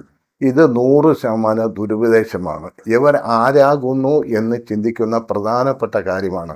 അതായത് ജഡപ്രകാരമുള്ള യഹൂദന്മാർക്കോ പഴയ നിയമ വിശുദ്ധന്മാർക്കോ ദൂതന്മാർക്കോ സ്വർഗസിയോനും പുതിയ യെരുശലേം ആയിരിക്കുന്ന ശ്രേഷ്ഠ സ്ഥാനം നൽകപ്പെട്ടിട്ടുള്ളതായി വേദപുസ്തകത്തിൽ ഒരു സ്ഥലത്തും കാണപ്പെടുന്നില്ല. എടുക്കപ്പെടുന്ന മണവാട്ടി സഭയിൽ ഇവർ ഉണ്ടായിരിക്കുകയില്ല. കർത്താവിൻ്റെ പേരിൽ എടുക്കപ്പെടുന്ന മണവാട്ടി സഭ അല്ലെ ജയാളികൾ അവരുടെ സ്വർഗത്തിലെ നിത്യവാസ സ്ഥലത്തെപ്പറ്റി നമുക്ക് ചിന്തിക്കാം. അടുത്തത് സ്വർഗസിയോന് പുതിയ യെരുശലേം. വെളിപ്പാട് പുസ്തകം 21-ാം അധ്യായത്തിൻ്റെ 2 പുതിയ യെരുശലേം എന്ന വിശുദ്ധ നഗരം ഭർത്താവിനായി അലങ്കരിച്ചിട്ടുള്ള മണവാട്ടിയെ പോലെ ഒരുങ്ങി സ്വർഗത്തിൽ നിന്ന് ദൈവസന്നിധിയിൽ നിന്നും തന്നെ ഇറങ്ങുന്നത് ഞാൻ കണ്ടു. ഇത് പുതിയ യെരുശലേമാണ്. സ്വർഗസിയോനും യെരുശലേമിൽ തമ്മിൽ ഇണക്കപ്പെട്ട നഗരമാണ്. ഇവിടെ മണവാട്ടിയുടെ നിത്യവാസ സ്ഥലം. പുതിയ യെരുശലേമിൽ ശ്രേഷ്ഠമായ സ്ഥാനമാണ് സ്വർഗസിയോൻ. സ്വർഗസിയോനിൽ പിതാവിൻ്റെ സിംഹാസനവും പിതാവിൻ്റെ വലത്ത് ഭാഗത്തെ ക്രിസ്തുവുണ്ട്. പരിശുദ്ധാത്മാവ് ഭൂമിയിൽ മണവാട്ടി സഭയെ ഒരുക്കുന്നു. വീണ്ടും വെളിപ്പാട് പുസ്തകം 14:1 പിന്നെ ഞാൻ സിയോൻ മലയിൽ കുഞ്ഞാടും അവനോട് കൂടെ നെറ്റിയിൽ അവൻ്റെയും പിതാവിൻ്റെ നാമവും എഴുതിയിരിക്കുന്നു. 144,000 പേർ നിൽക്കുന്നത് കണ്ടു. ഇവർ ആരാകുന്നു എന്ന് ചിന്തിക്കുന്നത് പ്രധാനപ്പെട്ട കാര്യമാണ്. അങ്ങനെ തന്നെ നിങ്ങൾ ആരെങ്കിലും തനിക്കുള്ളതൊക്കെയും വിട്ടു പിരിയുന്നില്ല എങ്കിൽ അവന് എൻ്റെ ശിഷ്യനായിരിക്കാൻ കഴിയില്ല. ലൂക്കോസ് സുവിശേഷം 14-ാം അധ്യായത്തിൻ്റെ 26-ും 27-ാം വാക്യത്തിലും ലൂക്കോസ് സുവിശേഷം 14:33 വാക്യങ്ങൾ വളരെ വ്യക്തമായി എഴുതിയിരിക്കുന്നു. തനിക്കുള്ളതൊക്കെയും വിട്ടുപിരിയുന്നവരാണ് സിയോൻ മലയിൽ കുഞ്ഞാടിനോട് കൂടെ നിൽക്കുന്ന 144 അപ്പോസ്തലന്മാരാകുന്നു. ഇസ്രായേൽ സഭയല്ല. ഇനി അപ്പോസ്തലന്മാർക്കുള്ള പ്രതിഫലം. വെളിപ്പാട് പുസ്തകം 3:21 ജയിക്കുന്നവന് ഞാൻ എന്നോട് കൂടെ എൻ്റെ സിംഹാസനത്തിൽ ഇരിപ്പാൻ വരം നൽകും. ഞാൻ ജയിച്ച് എൻ്റെ പിതാവിൻ്റെ കൂടെ അവൻ്റെ സിംഹാസനത്തിൽ ഇരിക്കുന്നത് പോലെ തന്നെ. വെളിപ്പാട് പുസ്തകം 3:22 21 വാക്യത്തിൽ വായിക്കാൻ കഴിയും. ഇവരാണ് സിയോൻ മലയിൽ കുഞ്ഞാടിനോടുകൂടെ നിൽക്കുന്ന 144,000 പേർ. ഇവർ ഇസ്രായേൽ അല്ല. യോഹന്നാൻ സുവിശേഷം 12 അധ്യായം 26 എനിക്ക് ശുശ്രൂഷ ചെയ്യുന്നവൻ എന്നെ അനുഗമിക്കട്ടെ, ഞാൻ ഇരിക്കുന്നിടത്ത് എൻ്റെ ശുശ്രൂഷകരും ഇരിക്കും. ഇവരാണ് സിയോൻ മലയിൽ കുഞ്ഞാടിനോടുകൂടെ നിൽക്കുന്ന അപ്പോസ്തലന്മാർ. ഇവർ ഇസ്രായേലിയർ അല്ല. വചനങ്ങൾ ധാരാളമുണ്ട് ഇത് തെളിയിക്കുവാൻ.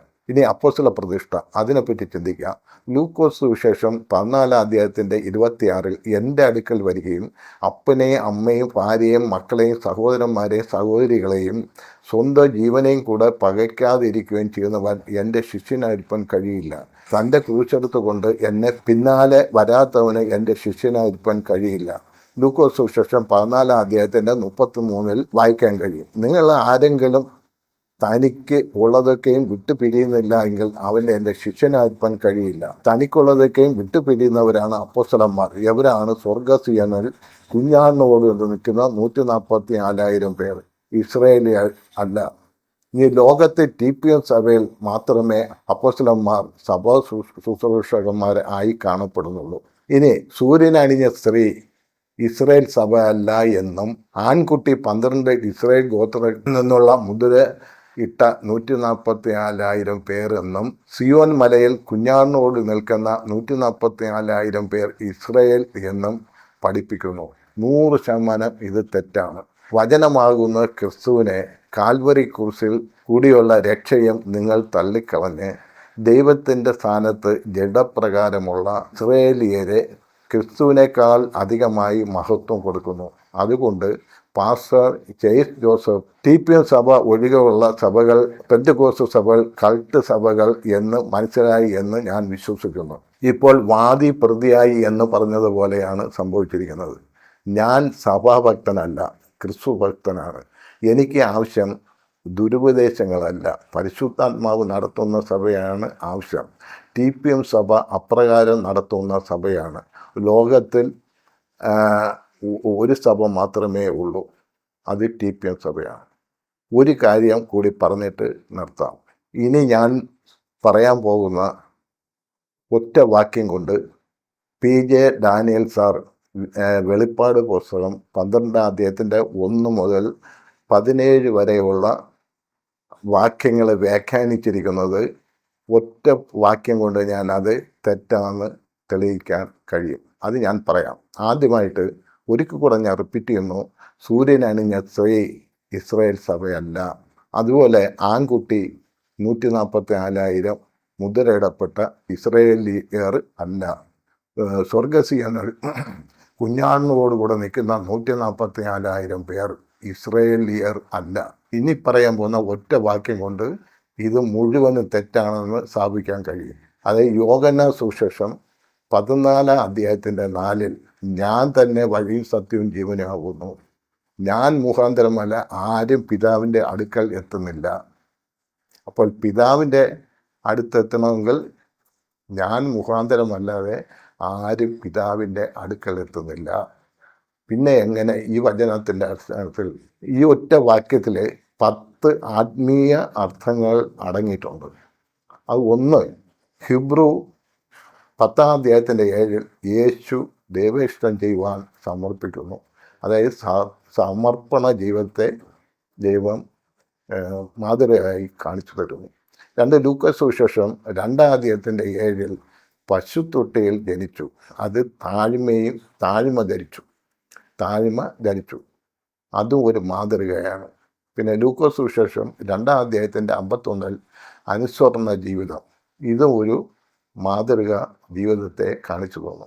ലൂക്കോസ് സുവിശേഷം 3:21-22 യോഹന്നാനിൽ സ്നാനം ഏറ്റ് മാനസാന്തരം, സ്നാനം, പരിശുദ്ധാത്മാവ് അഭിഷേകം എന്നിവ വെളിപ്പെടുത്തി തന്നു.